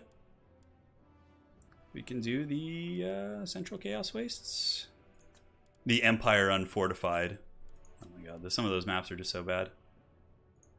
Galbaraz. I think Galbaraz used to be bugged. I think they fixed it. We'll do Iron Sand Desert. Alright, so the players will pick in the ban and we'll just hang out. Some solid wood today for sure. Yeah, we've been seeing some solid wood. Have I tried any tasty Polish sausages? Oh yeah, for sure. Like kielbasas and Polish sausage. Yeah, I've had all that. I've been to Poland many times, so because my wife is Polish, so yeah, we've done it. So A-Move will do his picks and bans here, and then we'll get this party started. Let's see how this is going. How long have we been streaming? About 2 hours. That's a good time. So JK says he has no chat. Okay. Now, Pete, tell me your picks and bans. So JK, you can just direct message me if you can't. For some reason, the chat lobby's bugged. We'll be good to go. Galbraz is fine now. Hadrius? Okay. Yeah, I just have like traumatic memories of like being thrown into like some weird Vampire Coast map every time I pick that. Yeah, I'm always disappointed with Chaos Knights with lances because charges can be like clunky and awkward, but the sword variant seems to be much more consistent with Chaos Knights. It was a good. Nano Masha has played a great game. It was a good scrap. It really was. I do prefer Warp Chicken in that matchup though. He's just like so annoying and disruptive and like, yeah, Warp Chicken's pretty good. Final Transmutation generally guarantees you some value. But Archon isn't bad also. Fireballs. He's just a big target to be sniped though. It's the problem. Yeah.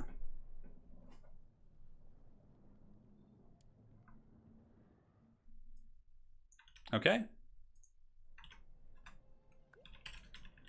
Okay, so we got Dark Elves being picked and banning Wood Elves. So it's got to be Dark Elves versus Lizardmen or High Elves. That'll be fun. We haven't seen High Elves played yet today. I have a feeling A-Move is just going to go Lizardmen probably. We will see. And these matches are your new Sunday Night Football. Yeah, they're really fun. King of the Hills are pretty cool. Tomorrow we're going to have another stream. So tomorrow is going to be just a big wacky meme tournament with modded factions. So we're going to have like Kislev and all these things.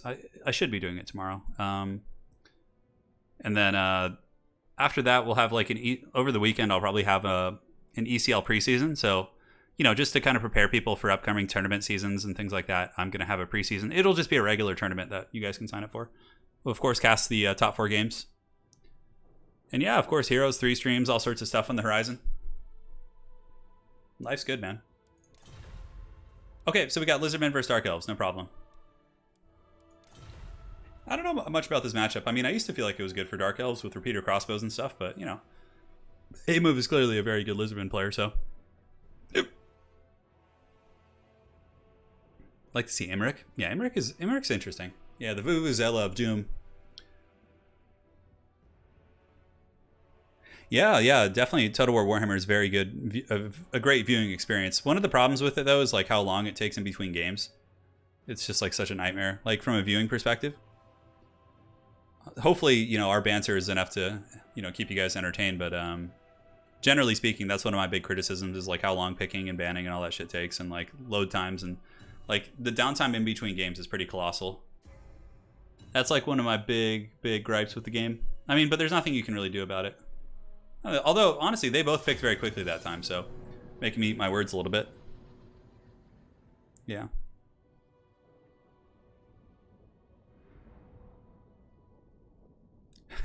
Yeah, Falcon's right. Imric is an easy way to throw his High Elves. Yeah, I rarely win with Imric. If I'm going to meme around with like a combat lord with High Elves, I prefer Tyrion. I don't know why, I just like Tyrion more. Sunfang's fun, his rebirth ability's fun. But yeah, I mean, Alariel plus Peklis are the way to go for like really competitive builds. Yeah. I've been using High Elf Karl Franz lately quite a bit. I've been using Eltharion. He's a blast to use. It's a shame he's just not super good.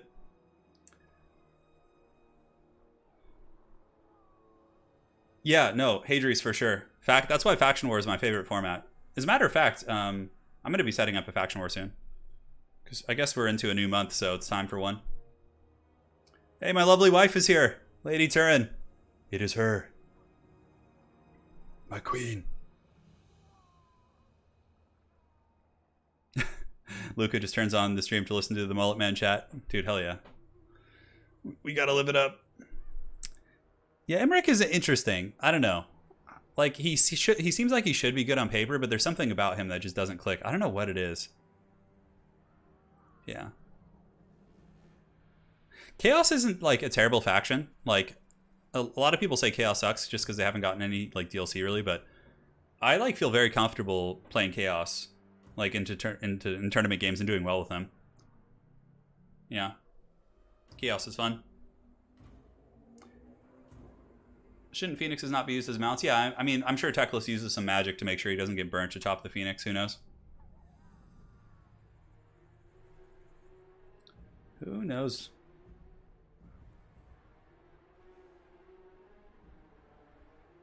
Hey, Salman. Glad you enjoy the videos, man. Welcome to the stream. We're at the tail end of today's King of the Hill. We have a couple more rounds left. So far, A-Move Hacker has been on a tear. Playing very, very well with his Wood Elves and Lizardmen today. Hasn't really been venturing out of those factions, but yeah, we'll see. Yeah, I would say Chaos is like a mid-tier multiplayer faction for sure. Yeah. Hey, Fly on Bread, stream's been good. We have the dreaded A-Move Hacker load times, but aside from that, it's been quite smooth. Dude, I feel like I'm just gonna send A-Move Hacker an SSD. I'm just gonna buy him one and send it to him. I don't know if he has one. Maybe he's playing on a laptop or something. Yeah. Yeah, I guess the thing about Tyrion is with his self-healing ability, like the fact that he can regrowth himself, he's you know, he can potentially like take care of himself, right? Whereas if you bring Imric, Hadri's in chat has a really good point that Imric like almost demands a regrowth caster. So that's something to consider, right? Because with Tyrion you can invest in a different lore of magic. You're kind of pigeonholed into but if Imric was like a hard carry, it would be fine. But like Karl Franz, he justifies it, right? He can carry games, but like Imric like kind of doesn't really have that same impact in my experience. For the cost, you know? Yeah.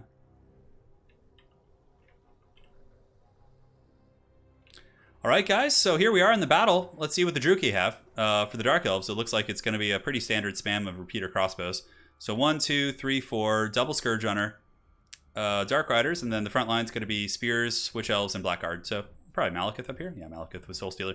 Yeah, it looks like a standard competitive Dark Elf build. A lot of it's just going to come down to execution. Like how well can he use the repeaters to, avoid the counter skirmishing of the skinks and the pterodons and things like that. Because clearly A-Move Hacker is prepared for this, right? He's got skinks, he's got friggin' salamanders, or razordons actually. Coldon Riders, bunch of infantry, and a Slan Mage of high magic. So what you do with this is you just lock Malekith in the sky with Tempest and pound him with all your skirmish stuff. Very, very strong build, for sure. Both builds capable of winning, but I don't know if I've seen the Beast Jack or JK actually play Dark Elves. I mean, we've had him on King of the Hills before. I can't quite remember, so we'll see how it goes. Oh yeah, I love me some dwarves. Dwarves and Empire, in terms of lore, are my favorite factions. I really actually like playing dwarves in this game as well. I just really wish they had some new content. I do like Dwarven Campaign, though. It's fun. It's like hard mode now with greenskins, and also on top of that, I like the workshop and like crafting items and things like that. Dwarves are badass. Yeah.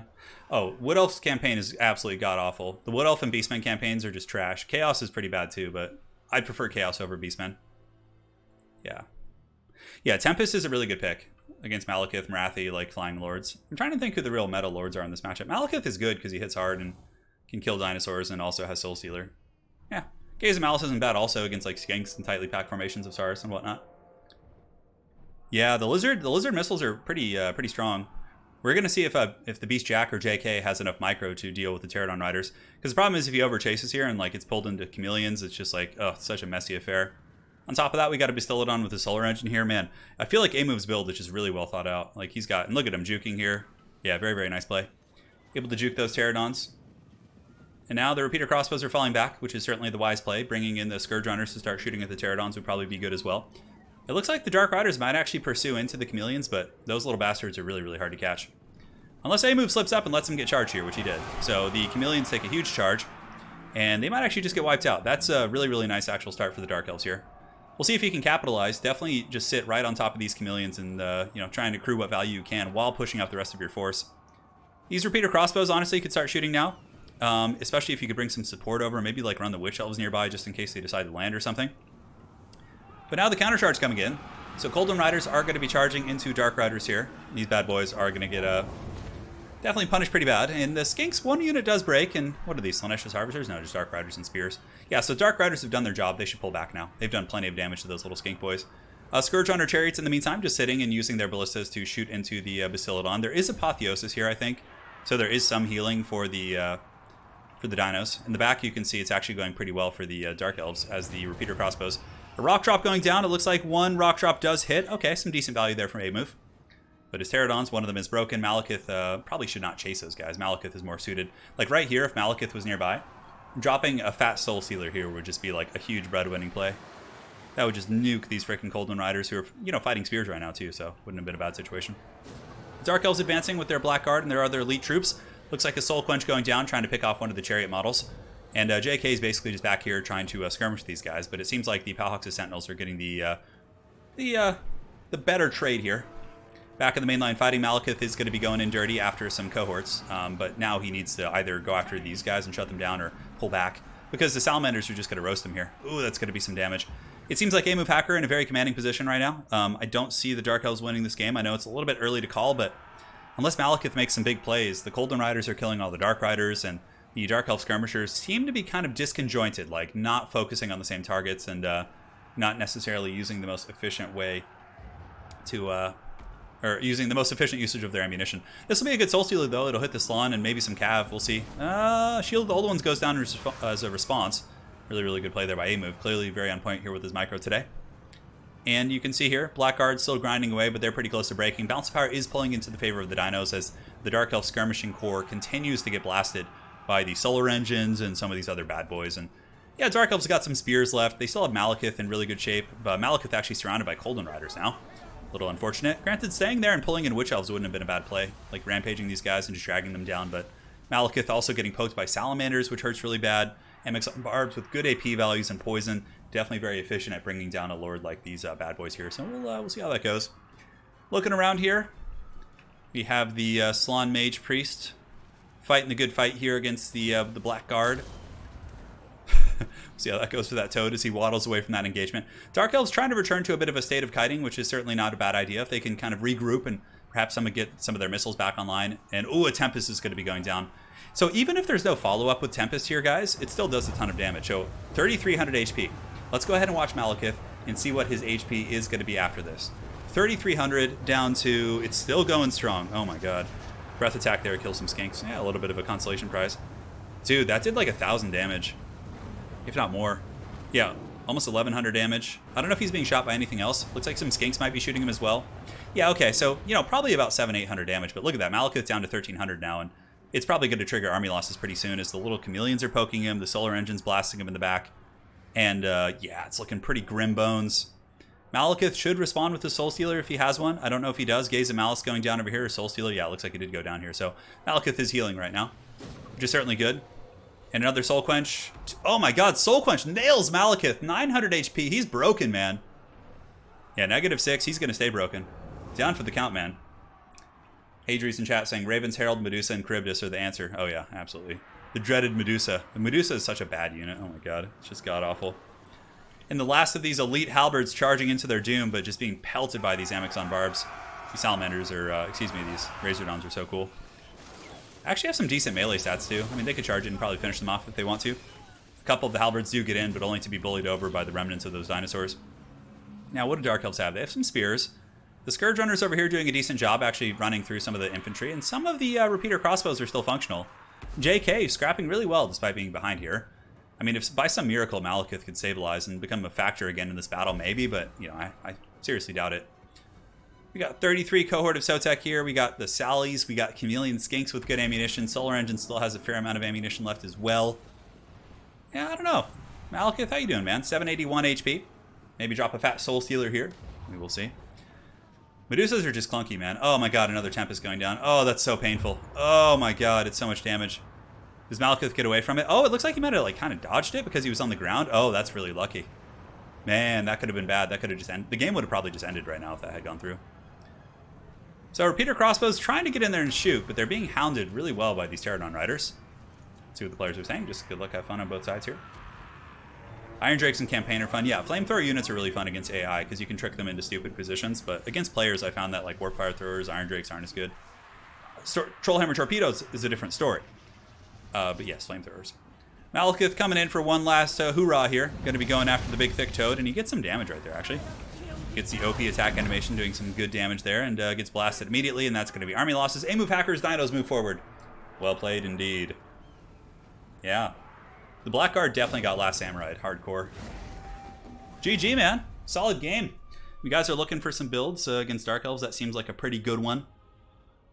Unless the Dark Elves bring the dreaded double Charybdis, and then you're in trouble. But actually, that build would annihilate a Charybdis build. Using the Skanks and Pterodons to just like kind of kite them and stuff. Oh man, that'd be bad. GG. Alright, so next up. We have Graf, if he's still online. Let's see. Of Clan BBB. Let's see. Another melee Slann victory. Dude, the dreaded Slann. I know, he's terrifying. Alright, let's look around. The craziest time I've ever seen a Slann in melee is I was playing a best of 3 against Exploding Hamster in a tournament. He's a German content creator, really cool guy from my experience. I had Ark in the Black, like dueling his Slann in the final moments of the game, and his melee Slann like defeated like almost a full health Ark, and it was just absurd. Mosquito swamps. We haven't done this map in a long time. Let's try it. Alright, so A-move hacker will do his picks and bans here, and we'll be good to go.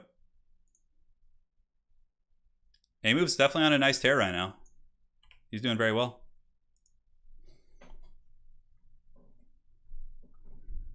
Doing very well, my friend. Yeah, I'm glad you guys have been enjoying these fights today. They've been good. Yeah, Chameleon Skinks I think are one of the best units on the Lizardmen roster. They're so good. They're just such an annoying like pain in the ass to deal with. It's disruptive and strong and all that good stuff.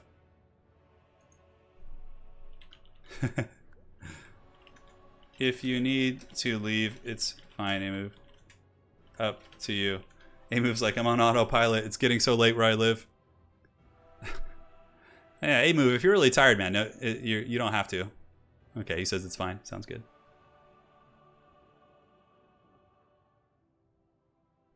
I know. That game was so funny, Nolo. Yeah. All right. Picks and bans. Good luck. I thought A-Move Hacker was a big Vampire Coast player. I'm surprised he's not playing them. I could have sworn he used to be really good at them. Huh. Okay, so Lizardmen, Greenskins, and Skaven. And he's banning High Elves. Man, A-Move really doesn't like playing against High Elves. That's interesting. Of all the factions you could ban, like, if I were Groff, like, I would probably ban, you know, Greenskins here and then just pick Vampire Coast. Vampire Coast is, like, super good against Skaven and Lizardmen, so, like, you know, there's... Yeah, that like, I see a lot of vulnerabilities in that pick and ban. You could also ban Skaven and pick Dwarves. Although Dwarves against Greenskins, I don't really know how that matchup goes these days. Maybe we'll see. Razor Dongs. Oh, yes. Fun little play on words. Yeah, Hadrius, you've definitely gotten some really good sweeps for sure. King of the Dead's gotten pretty good runs. Xiphos. You also have to remember, though, like, judging the King of the Hill runs is tricky because each King of the Hill has a vastly different level of skill. Like, some King of the Hills have a lot of newer players and one or two really high-level players, so they just stomp everyone. So it varies for sure. Today we've had some very good competition, though. It's been a good run. All right, so Dark Elves again and banning Greenskin. So Dark Elves, we're going to literally see Dark Elves versus Lizardmen again. Oh, my God. It's happening, round 2. Oh my god. Don't worry, guys. At the end of the stream, I'll play Dwarves. I'll give you guys the Dwarf game you deserve. Falcon did not sign up for this King of the Hill. I think he's watching. Yeah, we'll see. Oh my god, Lizardmen versus Dark Elves again. It's happening. I wonder if A-Move will bring the same build or at least mix it up. We'll see. We will see, Anakin. The hour grows late.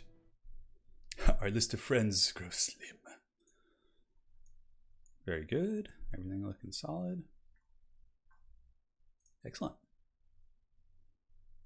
Checking all my settings, making sure there's no drama here. Doesn't look like it. Awesome. You guys want the matchup again? Round 2, fight. Yeah, King did for sure. Oof, more Dark Elf. Dead Dark Elves incoming, says Hadrius. Yeah, perhaps so. You know, Groff is probably just a Dark Elf main, so he's going with his comfort pick here. How can you say good competition? Did you see the Empire Lizard game? The Empire Lizard game was awesome, dude. It was one of the best ones we've had. Horse Gelt? Come on now. Yeah, not a lot of greenskins, but you have to remember that the gentleman who's been the King of the Hill, so playing most of the games, is not really a greenskin player from what I've seen. So maybe he is, but you know, he's a Lizardman elf player, so from what I can tell. So that's what you're going to see mostly, right? With the exception of the challengers. Yeah. Mosquito Swamps is an old map, but it checks out. It's decent, honestly.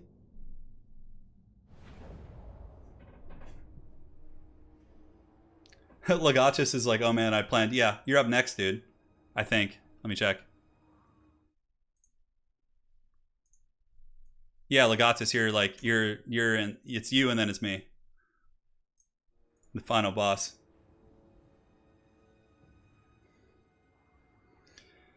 Oh.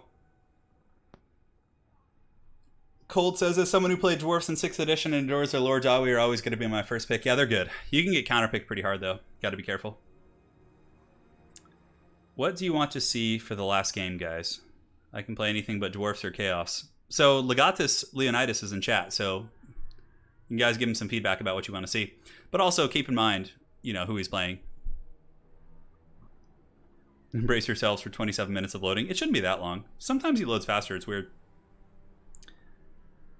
I might actually start to put rules on King of the Hills in these type of events where like you have to have like a reasonable loading speed, an internet speed, or else it's just like, it hasn't been that bad, but it's like borderline, like an issue, you know? Yeah, like that wasn't bad. That was only like 30 seconds, like 40 seconds. So yeah, it's kind of tricky. So yeah, guys, this is great because it's more or less the exact build, except he brought Tic-Tac-Toe this time. Oh my god, Tic-Tac-Toe from A-Move. And he also has a Manticore Summoner, so very cool. Yeah, but aside from that, the build is like very similar. Tic-Tac-Toe and Skink Priest. Dude, hell yeah. Look at this. Look at A-move treating us here at the end. Giving us the dreaded tic-tac-toe. Oh, dude, that's cool. One second, I just gotta minimize real quick. Hey, thank you so much, Totentans777 for the $50 donation. Holy shit, man. And he says, thanks for alleviating my election day anxieties. Thanks for the awesome content. Well, we're here for probably another 20 or 30 minutes, so I can keep you alleviated for that much longer. And also my Gelt campaign, if you're looking for some long-form entertainment there. All right, guys. So what will these Dark Elves do differently? Not a whole lot. It's going to be 4 Dread Spears, 1 Scourge Runner, quad repeater crossbow with a pendulum caster. And it looks like in the forest he's got a master on horseback, 2 Cold One Knights, and aside from that, he's going to be rocking Malekith on Velociraptor with some Dark Riders here on the other side of the battlefield. So, very cool. Yeah, I dig it, man. I dig it indeed.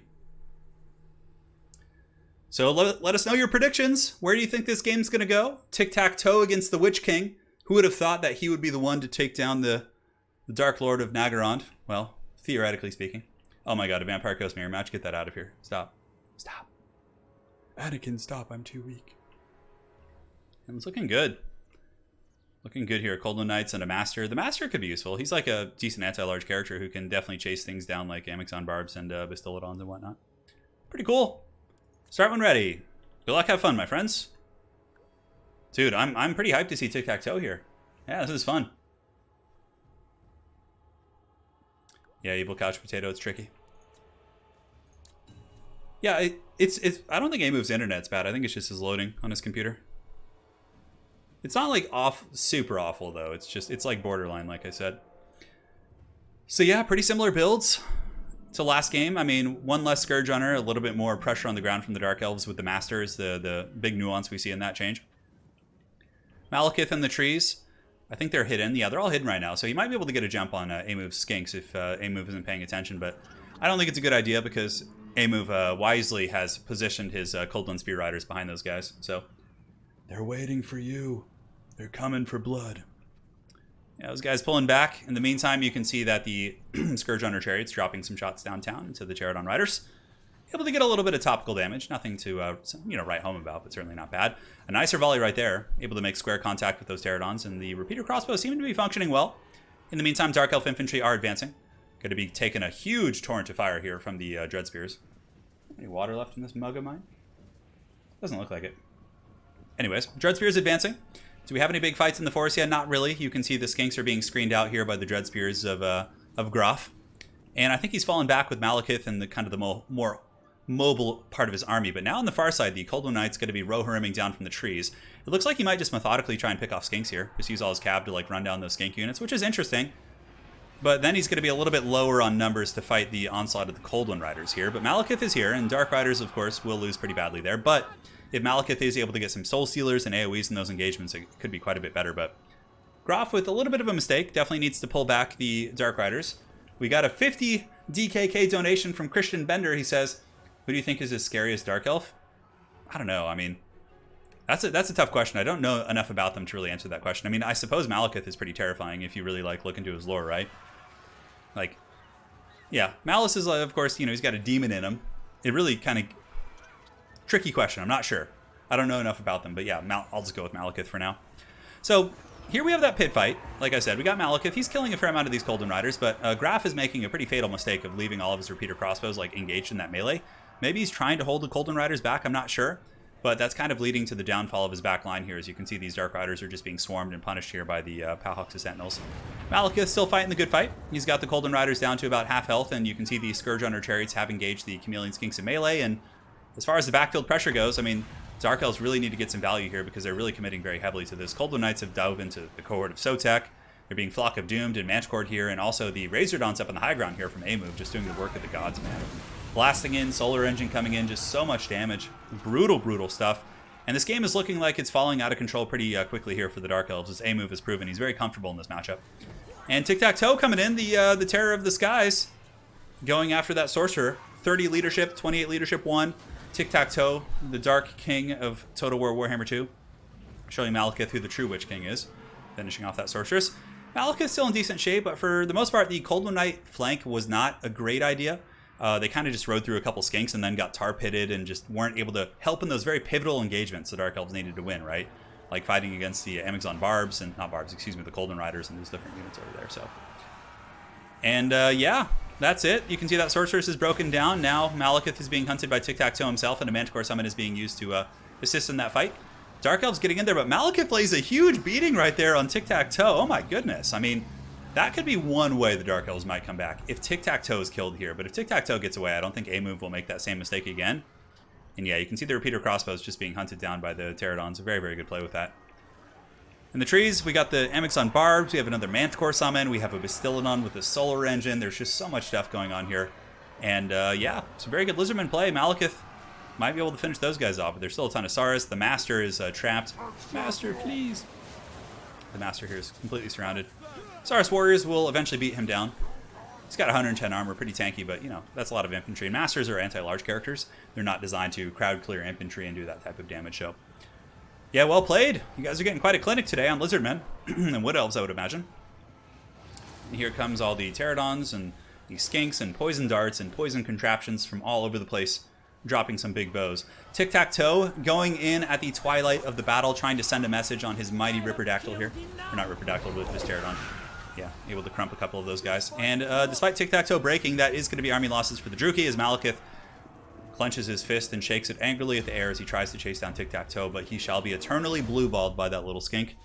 He will not catch him. Yeah. GG. GG. So, I mean, as far as that matchup goes, like, A-Move, I see a couple people in chat asking, like, how would you beat a Lizardman build like that with Dark Elves? To be completely honest, A-Move outplayed his past couple Dark Elf opponents. He just had the better plays, the better engagements. It wasn't so much like an army thing.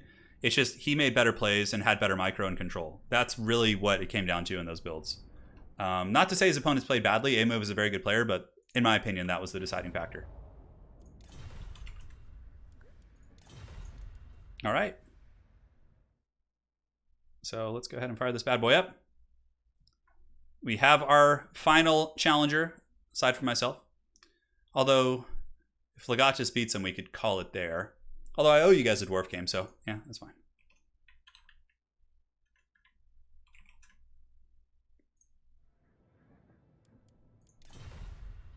Well played for both players. It was a good game indeed. Well played, Graf. Well played indeed. All right, so now we just need to get Legatus in here, and we'll be all set.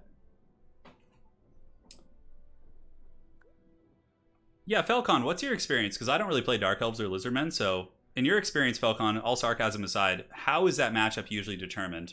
Like, is it considered to be fair or one-sided? I'm really quite curious. Always, man. See you again.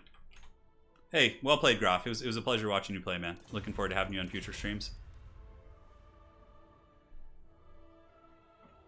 I always struggle. Yeah, I feel like it may be a little bit Lizardman favored even. Yeah, it's hard to say. All right, let's go ahead and do Oakenhammer. We've already done that. Plaque of Sotek. Oh my god, make them fight on one of those maps.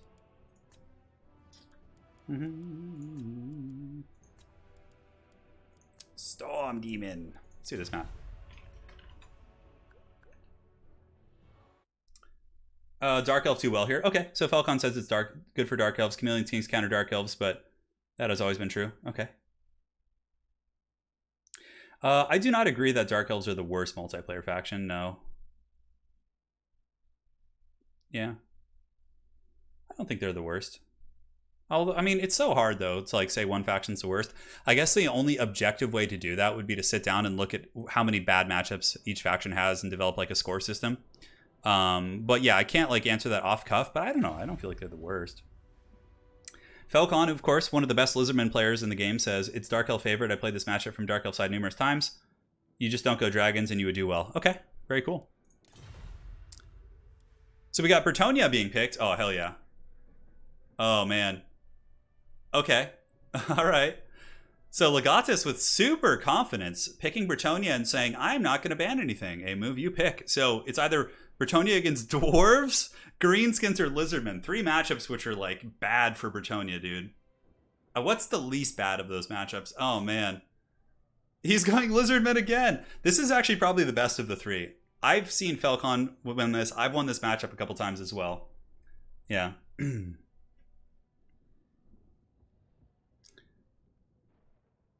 Yeah. Yeah, that'd be a good podcast episode to do like a... It's tricky though because everyone has different opinions, right? I don't know. Yeah.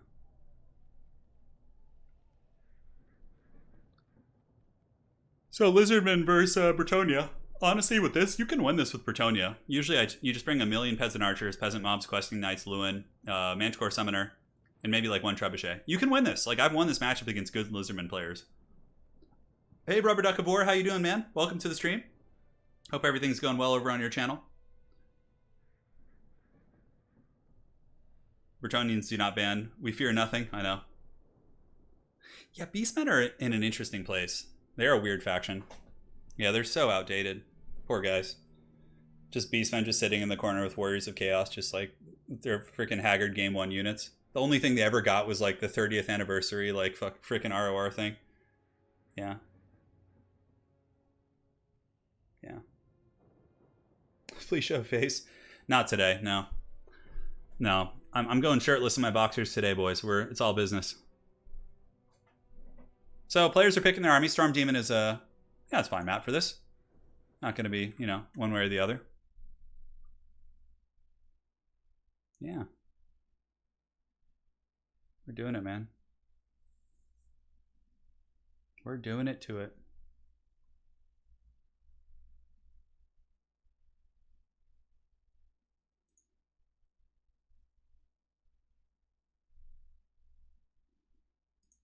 Cool. All right, just making sure everything's good.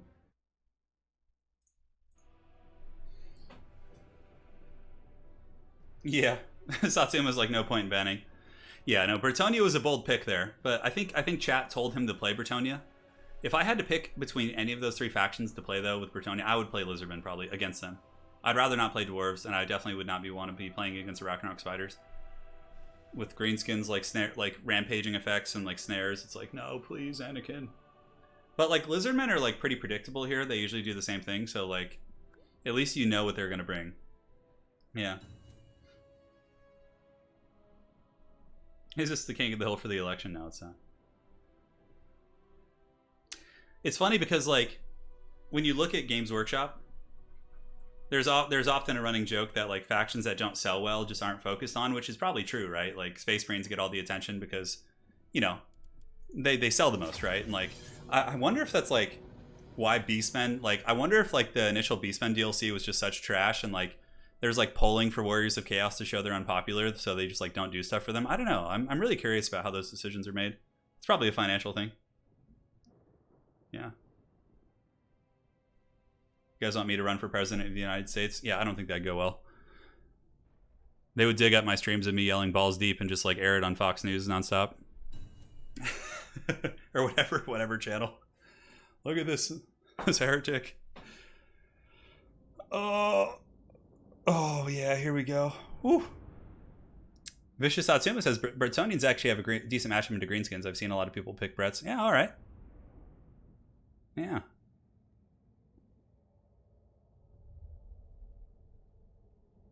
Well, we'll see.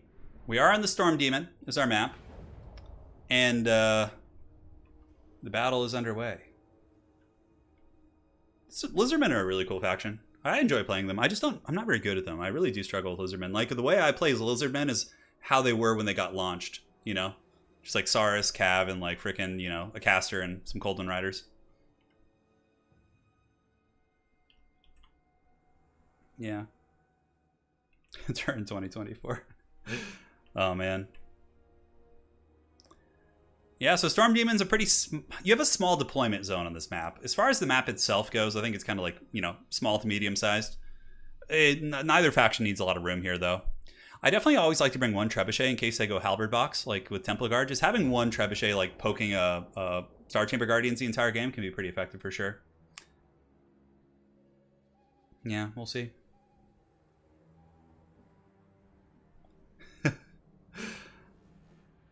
Yes. And here we go. Let me get some water.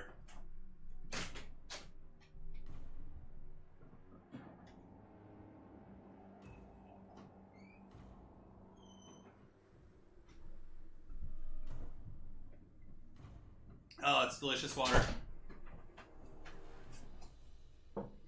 We have, after this, we have one game left. Yeah. It will be I, playing with the mighty Dowie, marching to war. Turin and Spartacus 2024. Oh my god. Yeah, I think we're a little young. This last one before the boss fight, yeah. I'll be the boss fight at the end. If he's really tired, I don't mind just like, you know, calling it there. I don't want to force him to play if he's already played so many games. The boss fight is when I play, yeah. We've done it the past couple. Last time I played, who did I play in the last King of the Hill? It's been some time. I don't know if I updated the score, but at this point it's kind of a moot point. All right, so yeah, this is like classic, right? You go spears and halberds, double Bastillodon with the solar engine. Actually, this is pretty different. Yeah, he's got a solar engine box with 1,000,000 Pterodon riders, and then he also has a Saurus Old Blood with a Manticore Summoner. And for Bretonia, I mean, yeah, this looks pretty. That's not normal. Pegasus Knights, okay. Peasant mobs, couple spears, shit ton of peasant archers, double questing knight, green knight, damsel of life, and up in the sky it's going to be Alberic. Holy shit! Okay, this is not meta in this matchup, but that doesn't mean it's bad, you know. Yeah, guys. Okay, so green knight's a little bit of a liability here. Solar engines, if I'm not mistaken, do magic damage. A little bit of lag here, so. Goddamn lag in our games. Hopefully nobody drops here. Okay, looks like it's stabilized there. Sorry about the lag today, though, guys. Yeah, so they do magic damage, obviously. The Manticore, I mean, yeah, I guess if the Green Knight can avoid the Bastillodon, it could be okay. I mean, Peasant Archers with good control, with Pegasus Knight and Alberic support, should be able to fend off the Pterodon Riders, no problem. Yeah. Gotta root for the peasants, I know. It's hard to root for against Bretonia. When was the last time somebody won 6 games on the King of the Hill? I think the last one. Yeah, I can't remember. Last time, who won the King of the Hill that I played at the end? I can't remember. I haven't had a King of the Hill in a couple weeks, so yeah, well, I'm not sure, guys. This is the dreaded spear box. So basically, I mean, there's a couple ways I've seen this matchup played. The more common way is to have a Life Salon with a Dread Saurian and then like a bunch of Temple Guard and maybe some Pterodons. But this is another way to play it, just using Bastillodons and just, you know, blasting them while they try and surround you here. I'm quite eager to see how this goes. Should be fun. Bretonians are going to make their way downtown. Making my way downtown. Alberic does have that Trident. The Trident can do some decent damage, which is kind of an interesting thing. But yeah, the Peasant Archers need to start unloading here on these Pterodons. Otherwise, they're just going to swarm in. Probably pulling some Pegasus Knights over as well to help. I think this is a mistake, not having them here to help. Yeah, because they're just going to swarm. They're going to start doing rock drops on Peasant Bowmen. Without the Peasant Bowmen, you kind of just lose. Yeah, here comes one rock drop from A move. It looks like, oh, those peasants got their shoes on, man. Those guys dodged that shot. But yeah, you need to get over there and help your peasants, man. They're being ravaged by the Pterodons. Honestly, shooting at the Pterodons, like putting one on each or something, I don't know, making it harder for A move to juke would probably be a good idea, but instead the peasants are just being harassed and massacred here. Yep, it's coming in. Pegasus Riders do catch some of them. They're slowed from the poison, though, but they do actually finish off a couple Pterodon Riders, at least, or not finish off, but do some decent HP damage. We still have 3, 4, 5. So one peasant mob is sacrificed. Hey, Sice, how you doing? My long overdue Turin Flicks streaming fee, since I watch you more than the others. Thank you, man. Appreciate that. The troll toll has been paid, Sice. Hope all is well and you're staying safe out on the job, man. Here comes the Pegasus Knights, still hunting down the Pterodon Riders, and Alberic doing the same thing. I'm really eager to see Alberic's Trident just go crazy here. If the Green Knight can avoid the Solar Engines, I mean, maybe he could do some big damage. Do we have an Awakening of the Wood or Dwellers Below? I've actually seen Dwellers Below be... Oh, Green Knight gets blasted twice in the face! Oh, God, Anakin, I'm too weak. Yeah.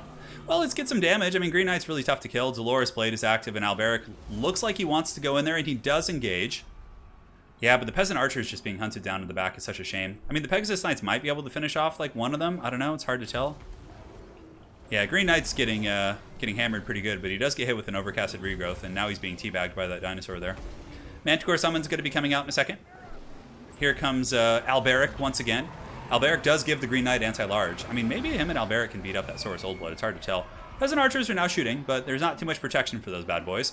Those Pegasus Knights in the back do actually tear apart those Pterodon Riders. That's a nice catch right there. And they're shattered, so yeah, I mean, I guess if they come back and do the same thing to some other Pterodons, maybe Green Knight and Alberic will be able to win the fight against some of the monsters. So, classic Manticore summoning. Manticore summon is going to be going after that Damsel. Damsel is 100% distress. She needs to run and hide amongst spears or just kind of scurry around and avoid those Manticore summons, or at the very least blow her casting load right now and start, using some heavy spells here. Peasant archers still dropping some shots. Not really sure what they're shooting. I think they're going after the Saurus Old Blood here. And now we have some companions coming in. If the dinos do overextend with anything, companions should be able to tear them to shreds. And the Pegasus Knights, I'm not sure where they went. Oh, huge misplay here, I think. Yeah, he's chasing a shattered unit. It's a shame. If those Pegasus Knights had come back. Oh, the Trident Manon is going down. Let's watch it. Oh, God. It looks like Amuf Hacker dodged most of it. A little bit of damage coming in. Yeah, he dodged it. Very well played by Amuf there. That could have been disastrous. So archers are still raining in. Battle's pretty even, honestly. The Manticore summon is being neutralized by the companions and should be off. Looks like the Solar Engine's still trying to snipe that Damsel and doing a very, very good job. So Alberic without healing is definitely an issue. Alberic is no King Lewin. He doesn't have the self-healing. Green Knight is trapped amongst the Temple Guard, which is also a bit of a shame. I think getting back, resetting, stabilizing your Peasant Archers, and just trying to get your bearings in that way would be the way to go here. Pegasus Knights are coming back here. Yeah, here they come. They're flying. And the Peasant Archer is still raining some hot fire in, but I don't know if it's going to be enough. Yeah, it looks like they're going after that Solar Engine there. Alberic back up in the sky, but you really got to coddle your Peasant Bowmen in this matchup. They're so important. And having Pterodons just rampaging through your lines and just feasting on your peasants is pretty rough for sure. Balance of power is still kind of even, though. I mean, the Bretonnian Knights are hammering in, and I'm sure they're getting some kills. The second and final Manticore summon is, disappearing here. It looks like Alberic was going to charge there for a second. Oh, no, Albert, don't go in there. That's rough, because now Alberic's going to get probably hit in the back by this Manticore, although it's not the worst situation. Yeah, all the Peasant Archers are in shambles. They're all running. It looks like a couple on the wings have come back, but you really need that critical mass of Peasant Archers for sure. Alberic, like I said, being attacked in the back by that Manticore, which will be disappearing relatively soon. Flock of Doom going down as well, hitting all the Bretonnian infantry. There is a little bit more magic there in the back pocket. And Green Knight's getting some work in. There's not really any magic damage hitting him, right? So Green Knight does have some freedom there in that situation. And the Pegasus Knights able to hunt down another group of Pterodons and potentially shatter them rather quickly. They're much faster. Obviously 105 speed against 90. So even with the poison, they can kind of close that distance. Well, not quite, but they do some work. Now, this is a potential chance for Bretonnia to come back here. Pegasus Knight swarming in, and it looks like the Saurus Old Blood is isolated and potentially in trouble here, as the Manticore summon does dissipate. But it looks like he gets away, just barely. Pegasus Knights do not want to get trapped amongst halberds and different units like that. You got to be very, very... They're very much like a scalpel. You got to be very surgical with them. Because if they get trapped amongst infantry, Pegasus Knights are very squishy, so... He's still a 17-2. Alberic sitting up in the sky. Yeah, you really need those Peasant Archers, because now, the problem is... The lizards can just sit here and just cackle, right? And there's not a whole lot Bretonnia can do to force them to move. Alberic going for the gooning attempt on the Saurus Old Blood, but it looks like the Old Blood was able to avoid that hit, now come in with his own attack here. So will Alberic run or will he stand and fight? It's hard to say. Pegasus Knight's coming in for a rear charge, but again, there's Temple Guard there, which really kind of screw up their engagement. Yeah, it's just rough. Questing Knights might be able to get a decent pin here. Ooh, that could be good. 848, nice play there by Legatus. Ooh, and a big damage going in. 69 HP, and the Saurus is down. Alberic and the boys get the job done, but can they break the Temple Guard box without all their Peasant Archers? Green Knight carry? I mean, he has no healing for Green Knight, so what you see on Green Knight is what you get. And now you can see Alberic going to be charging into the back, trying to pick down that Solar Engine there. Pegasus Knight's unfortunately broken. Questing Knight's going to be charging into some spears, it looks like. Yeah, it's always kind of sucky. Yeah, and the Peasant Archer is being chased in every which direction. A couple of them have rallied in the back, but I think it's a little bit too late. Losing the Damsel is pretty rough. I think with heals here, if Legatus had a fat heal on the Green Knight or something, or on Alberic, he could win this game. But without heals, this is going to be a super touch-and-go situation here. Solar Engine blasting Alberic again. He's steady, I think, or steady. Green Knight is in decent shape. I mean, the lizard things are getting chased off the battlefield potentially. Green Knight might be able to break this Bastillodon, maybe? No, he's got 2,000 HP, probably not. Pegasus Knights need to pull back. Just kill the Pterodons, man. They're going to give... if you kill the Pterodons, just go up and fight them, and then, rally your Peasant Archers. There's certainly a chance here. That one Solar Engine does fall. It does fall. The Green Knight's still going strong, but that damn Solar Engine, man, it's still there. There's so many elite lizard infantry too. Like, I just don't see the peasants and haggard units being able to carry this. Alberic's got 900 HP, no way to heal. He's now being attacked by the little skink who does miss, and there's a ton of Temple Guard coming in. Karatsukin, would you consider putting a podcast on Apple Podcasts? And thanks for the stream. Yeah, I could. It's just complicated. Apple Podcasts, you have to like make all these sort of accounts and things. It's kind of annoying, but I will consider it for sure. But it's on Spotify right now. You can watch it there. Alberic is pushed back. I think that's going to be the end here. I mean, really well played for sure. A couple misplays with letting his peasant archers get canned, I think cost him the game, because if those peasant archers were still functional right now, it would be game over. Bretonia would have won. For sure. It was a really good game. Hazard healing can help a lot, yeah. The Green Knight making his stand here, but Temple Guard are very, very tough to break. Alberic is running for the hills. Pegasus Knights have gotten back up into the sky and are actually chasing the proper targets now. Yeah, might be able to finish off some Pterodons, hard to say. But yeah, they're going in to make sure those peasant archers don't come back. Solar Engine ripping some shots as well. Green Knight down to about 800 HP. Some of the guys are rampaging, but that should be army losses soon. Well played. That was a really good game and a hard matchup too. Very GG indeed. Oh, all right. So A-Move Hacker has one King of the Hill. A-Move, GG. You win today. Still have enough energy for a boss fight with me. Rubber Duck of War. Thank you so much for the fiber, man. Sorry it's not much to keep up the great work, dude. Hey, man, I'm doing great. Thank you so much, Rubber Duck. I hope everything's going well on your channel as well. Means a lot. So we'll see if A-Move still has the energy. If he's, I know it's pretty late over in Europe, so I don't want to keep him up if he's really tired. Great games today, yeah, absolutely. It's been a great run. Helman Gore's first stretch, oh my god, yeah. That talk about like the shittiest Lord packs.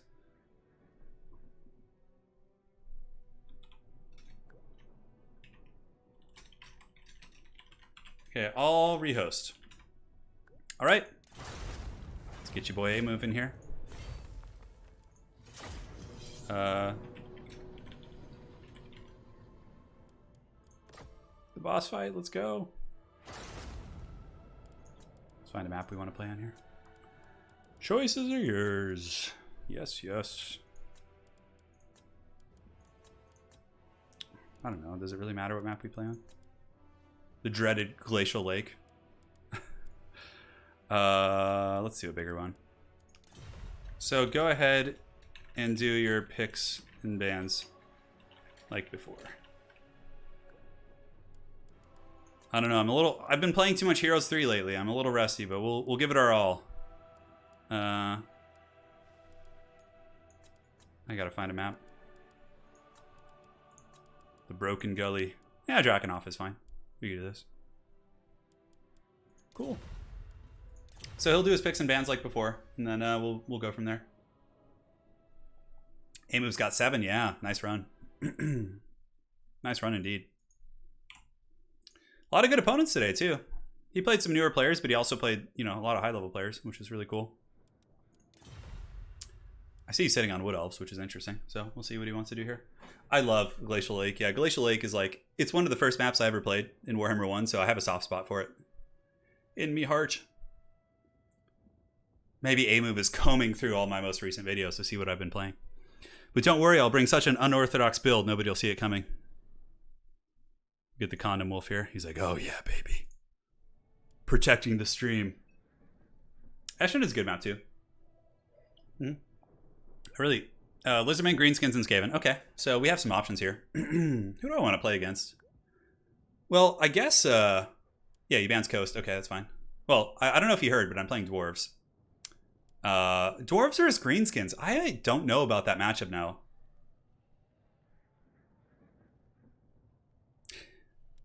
Do you guys want Dwarves, or do you want me to play like someone else that's just like better in this situation? Because Dwarves here is a little dicey, because I banned Skaven, and he picks Greenskins, which is Greenskin favored. I still have a chance, obviously, but something to think about. Yeah, you guys want some Dwarves? Okay. I feel like we gotta go Dwarves. He won 8? Okay, let me update it. Maybe I missed one somewhere.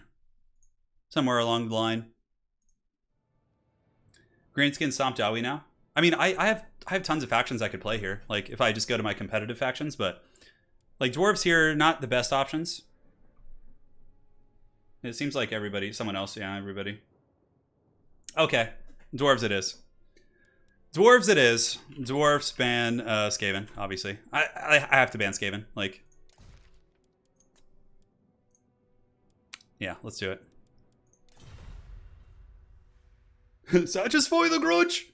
They've wronged us! Alright, so he's gonna go greenskins here.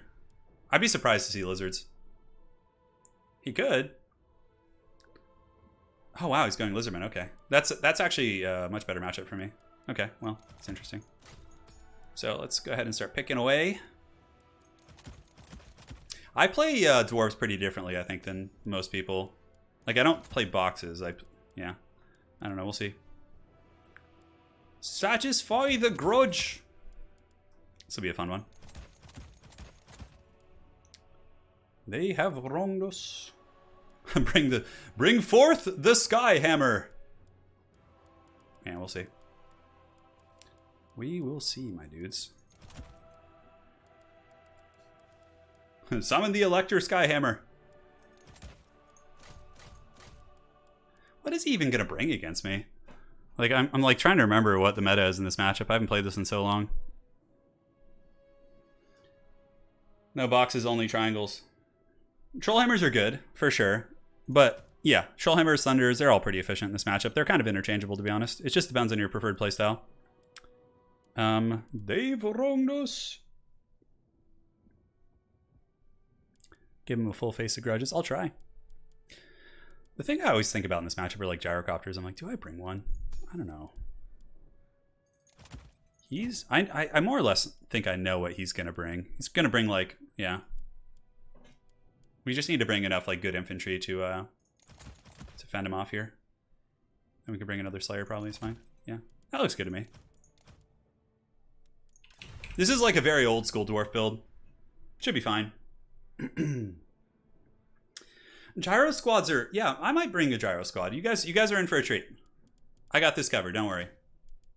I got you covered. You're gonna like the way you look, I guarantee it. Master engineers are always really fun too. Yeah, we'll see. We will see. I'm always like a little nervous to bring artillery in this matchup. Yeah, something to think about. I guess bringing like a flame cannon might not be terrible against like Massars, things like that. This is a pretty open field map, so we'll see. It's all Slayers and Iron Drakes when Turin plays dwarves. Is it though? Is it? Gyros are good, but I feel like A-Move is going to be ready for them. He'll probably have like, you know, Tempest or some sort of trolling pterodons to chase them and stuff. You ready? Okay, let me just look at my army one last time. Probably cut those guys. Make a couple tweaks here. Oh, damn, I can't quite afford those. That sucks. Oh, I really want to bring an artillery piece. Can get that. Is there any way I could just squeeze a little bit more money out of this build?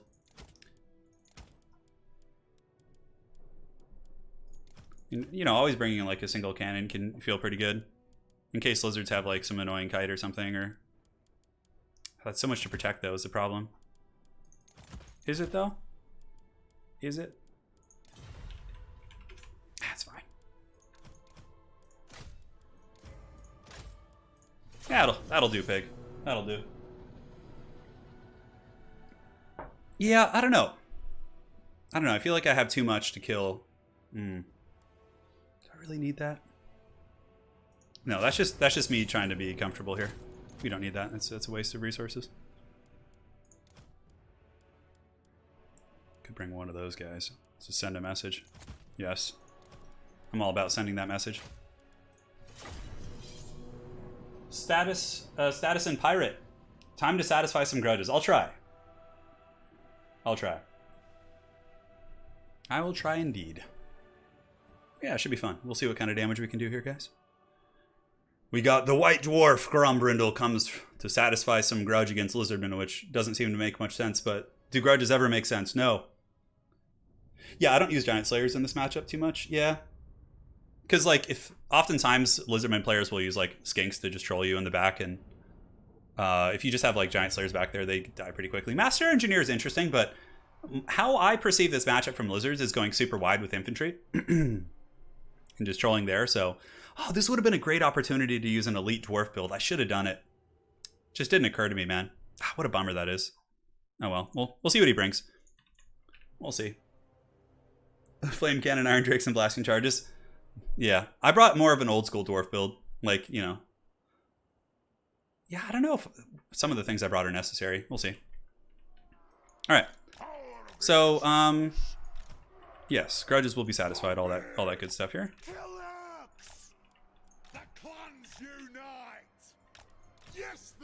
Looks good. They've wronged us. Satisfy the handgunners. Satisfy the thunderers. Okay, looks fine. These guys can rotate wherever they're needed. Krombrindle. We have a ton of Longbeards as well. Longbeards are always just so good. They trade so well with Saurus. We get a couple of miners in the back. Miners are basically just there as reserves and to fight against you boys. Get some Slayers back here as well. They can rotate to either side. Yeah. Oh, is the condom blocker there? No, I got rid of it. We're good. We're good, man. Ready. How big's his army? Oh, pretty elite, actually. I was expecting, like, a bunch of Saurus and Skinks, like a 1,000+ army. Yeah, we'll see. Giant Slayers are interesting. I like them against Chaos, because, like, they can fight Chaos Infantry kind of well in the late game if you're in a pinch. Yeah, with their armor piercing, but, yeah, it's like... I have trouble justifying them. Yeah, we got some grudges to be satisfied. I love Thunderers. They're, like, my favorite way to play Dwarves. So, we'll see.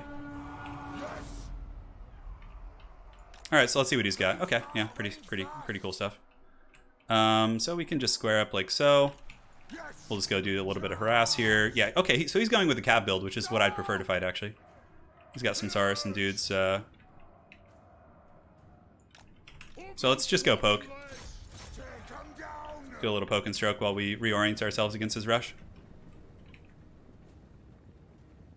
Okay, we dropped some steam on him here. Didn't do too much damage, so let's pull back.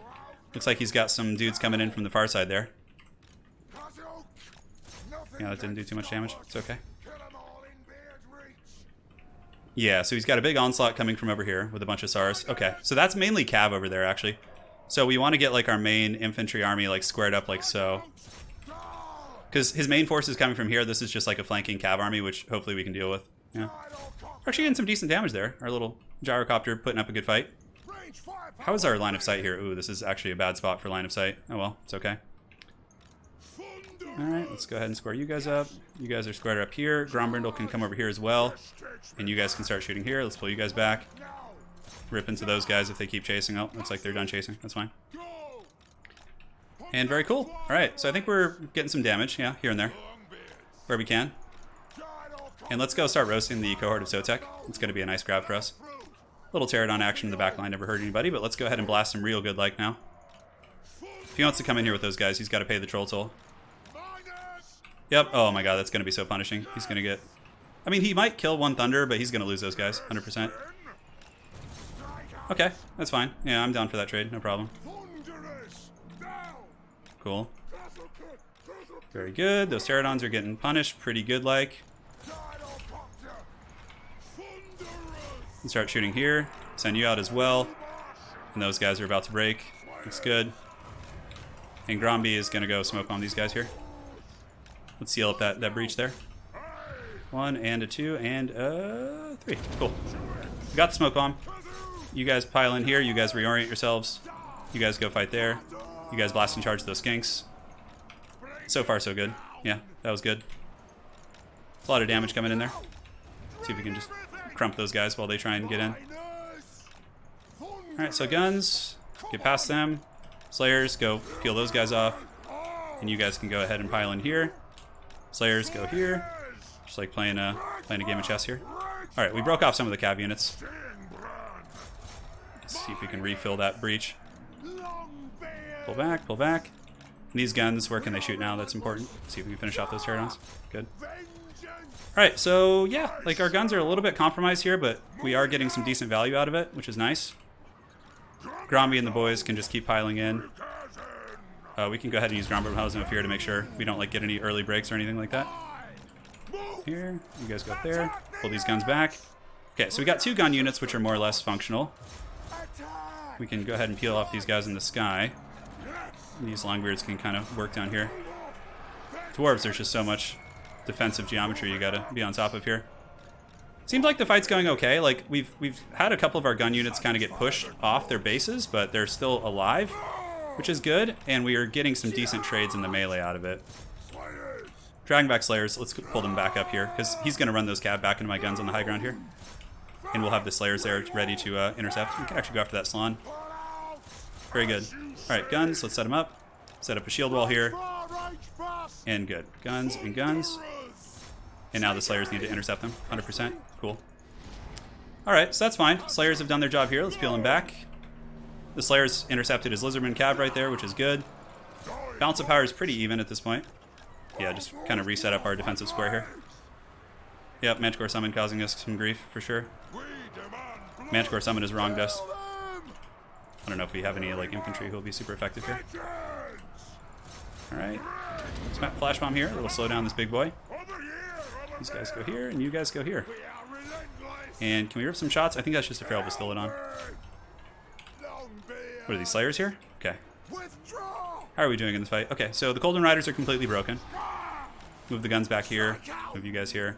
Those guns are still shooting. We got some breaches in the center. We need to pull these Longbeards. Let these miners keep grinding here. And how are we doing on the shots? Okay, that's good. We just gotta like kind of endure the Manticore summons for now. That's gonna be something that's quite important. Miners just covering the back here, and I still think we have a lot of infantry left. Yeah, we have a ton of Slayers too, which is good. Okay, the big Dino's getting taken down. Dragonback Slayers can kind of try and screen those guys out. Gromby needs to keep doing the business. How do we have Slayers? Longbeards? Yeah, Longbeards are really, really tough to kill for Lizardmen. Pull those guys back. Okay. The melee fights are going okay. We're chopping down his big Dinos. Unfortunately, these Saurus are fighting our Dragonback Slayers, which is really bad, so we need to get the miners to replace them here. See if we can pick off some of those flyers there. These Slayers can go up on the high ground. Okay, just shoot before you rout, if you could. Thank you very much. That freaking Feral Bastillodon just will not break. Oh my god. And do we want to go after the Salon? I feel like that's not a good idea. Freaking cohort of Sotek is just going like champs here. Okay, Grombird will beat down that dude. I don't think we chase this Salon. I think that's a mistake. Let's get Gromby charging into the back of these units, though. Can form up ranks here. That guy's shattered, so now we can go after the other Bastillodon. Those guys shattered too, which is good. Some of these guns here. Yeah, this is good. Okay. And now we can pile you guys in. Dwarves, go up here. We need to take down this big Chungus here. Oh, don't misclick! Okay, I got him. Good. Slayers, pile back here. Guns, just kind of keep pulling back if you can. Keep screening while we can. Do we have any guns or like loose assets around here? We do, actually. See if we can shoot these guys. Put them in guard mode. You never know. Winning like little like periphery engagements like that can be really good. Alright, Longbeards, go work on that skink. Blast him here. Slayers, pull back. Send the miners in to replace them. Yeah, look at these guys. These Longbeards. Should be able to finish them off. Bring down the big dinos! Satisfy the grudge! Come on! Get him! So let's get the Slayers in there. Pull the Longbeards. Get the guns back here. Gromby keeps whooping on that guy's butt. Longbeards are just such champs, dude. What do we have over here? Okay. Did any of our guys on the edge of the map do their thing? Oh, my gyrocopters are back too. Almost forgot. Let's see if we can get them kind of front and centered. We can keep going here. Longbeards can intercept the Saurus. Slayers can resume their defensive position. Miners can go there. And we actually have... These gyros are going to be kind of interesting. Yeah, let's pull you guys back. Oh, Gromby getting deep in those guys. Yeah, looks good. So he's trying to push past me with the Saurus, which is fine, because they're not like fighting as efficiently. Yeah, Gromby should be able to get this guy. I think we're pulling ahead, sort of. It's hard to tell, honestly. It's a really, really close game. Looks like a Flock of Doom or something going down. I don't know. It's hard to tell. Let's get more space with our guns while we have time to do so. See if we can take out the Pterodon Rider there. Okay, let's pull back. The fact that we have like one gun online here is like super nice. Let's last Samurai him. Slayers, go intercept that little bastard. Yep, looks good to me. You're broken, no problem. Shooting the Slann isn't the most efficient use of my time. But if the Dragonback Slayers can get the Slann, we can definitely kill him. I do have a Smoke Bomb also. Okay, that's potentially nice. But I want to get the Smoke Bomb like right in the center mass of his infantry here. Okay, we need to deal with that Rampaging Dinosaur. Yeah, that's fine. Okay, let's do that. So let's pull back. Longbeards can come over here. We can replace the gun battery position. But we need to finish this guy. Man. How's the Gyrocopter doing? Okay, it's chasing something off. That's silly me. Okay, we're getting some good shots. You guys go over there. Looks like we're breaking that position. Longbeards are still fighting hard. Ooh, that's really nice. Yes. Getting a couple guns back, like at this point in the game, is like just all the difference. Yeah, we need to steam those guys off. Cool. Alright, so we have a fair amount of stuff. Slayers can come under. Gromby can go here. I don't think we're going to be able to save the guns. Let's see if we can. We actually, like I said, have those guns coming back here. So let's see if we can just like get the Slayers to take an angle of pursuit to save them. How are we doing? Okay, those guys are broken, which is nice. Dragonback Slayers come in, peel them off. Guns, cover fire if you can, just shoot the Pterodons. And now we'll smoke on. Cool, so we got the big dino slowed. Gromby should be able to finish it. Good. Gyrocopter. I do have a couple bombs on this thing, actually. That could be useful. As long as we finish the like existential threats to Gromby. That's good. Very good. Okay. So now we just need to make sure this big boy doesn't come back. The Longbeard infantry here fighting him. I guess bringing an artillery piece might have been good here. Yeah, I'll keep going. Cool. Send the Slayers over there. We can actually use the Gyrocopter to finish off the boys. I don't think this is going to be one that you're going to come back from here. Maybe. The Slayers are going to just massacre this guy. Yep, okay. We don't need to chase it shattered. Great. Looking around the battlefield, just taking like observation. Looks good. Alright, yeah, great. He might break my guns off, which is fine, but I don't think he can kill Gromby. I don't know why the bounce power is not better for me. Does he have stuff coming back that I don't know about? Ooh, the guns are back too. That's really nice. Alright, let's move you guys over. Dragonback Slayers karate chopping this little skink. Now we can go ahead and get this fat toad. Drop some bombs here on these units. Reform our battle lines. We have the guns. We don't need to advance. Okay, so let's go ahead here. Let's do a little something something for them. Oh yeah, look at that. Nice. Little Dawi steel there. Well, not steel, but whatever the hell that is. Alright, so now we just sit and Blastosaurus for a while. What do we have around the map? Yeah, he's got his little skank being hunted. There's no way that thing's getting away from Dragonback Slayers. Those guys are pretty angry. Saurus are close to breaking. Look at him go. Dude, Grombrindle's been an absolute beast this game. Just like dismantling those freaking, what's it called? I don't know, maybe he's trying to save up for some magic? Hard to tell. Skink's broken now. We gotta stay on top of him though. The fact that we have a single gun online is nice too. Grudges have been satisfied. They've wronged us. Alright, Gyrocopter is gonna go chase now. I'm gonna take an angle of pursuit. My Slayers will catch your Saurus eventually. You can't run forever. And the Skink Priest of Beast is also being hunted down. Hey! It was a good fight, Falcon. Get some rest, brother. Alright. Come on, buddies. Come on. Come on, Slann.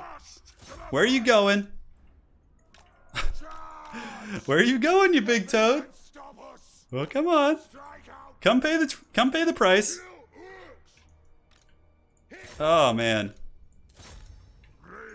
I'm tempted to charge him, but I don't want them to break. But you know what? Screw it. We're going to do it. Any dwarf life that can be saved here. Oh. Oh no, my gyrocopters. Oh, they've paid the price, but now the Slayers are gonna rip apart this gelatinous, fleshy toad. Come on, boys. Mohawk's out. What is he? Barona's Time Warp? Oh, Foz Protection. That's so funny. Oh my god. Okay, well, we'll see how this goes for him. If Grombrindle loses to a Slann, I'm gonna be pretty disappointed. We'll just like surround him with these. There's no point in getting in there because he might like have some AoE or something. Oh, actually, it looks like we got some Saurus up there. They can go fight him. Yeah, Grombrindle, as expected, chopping apart this toad, despite the Foz Protection. I am the White Dwarf. Look at him, dude, getting in there deep.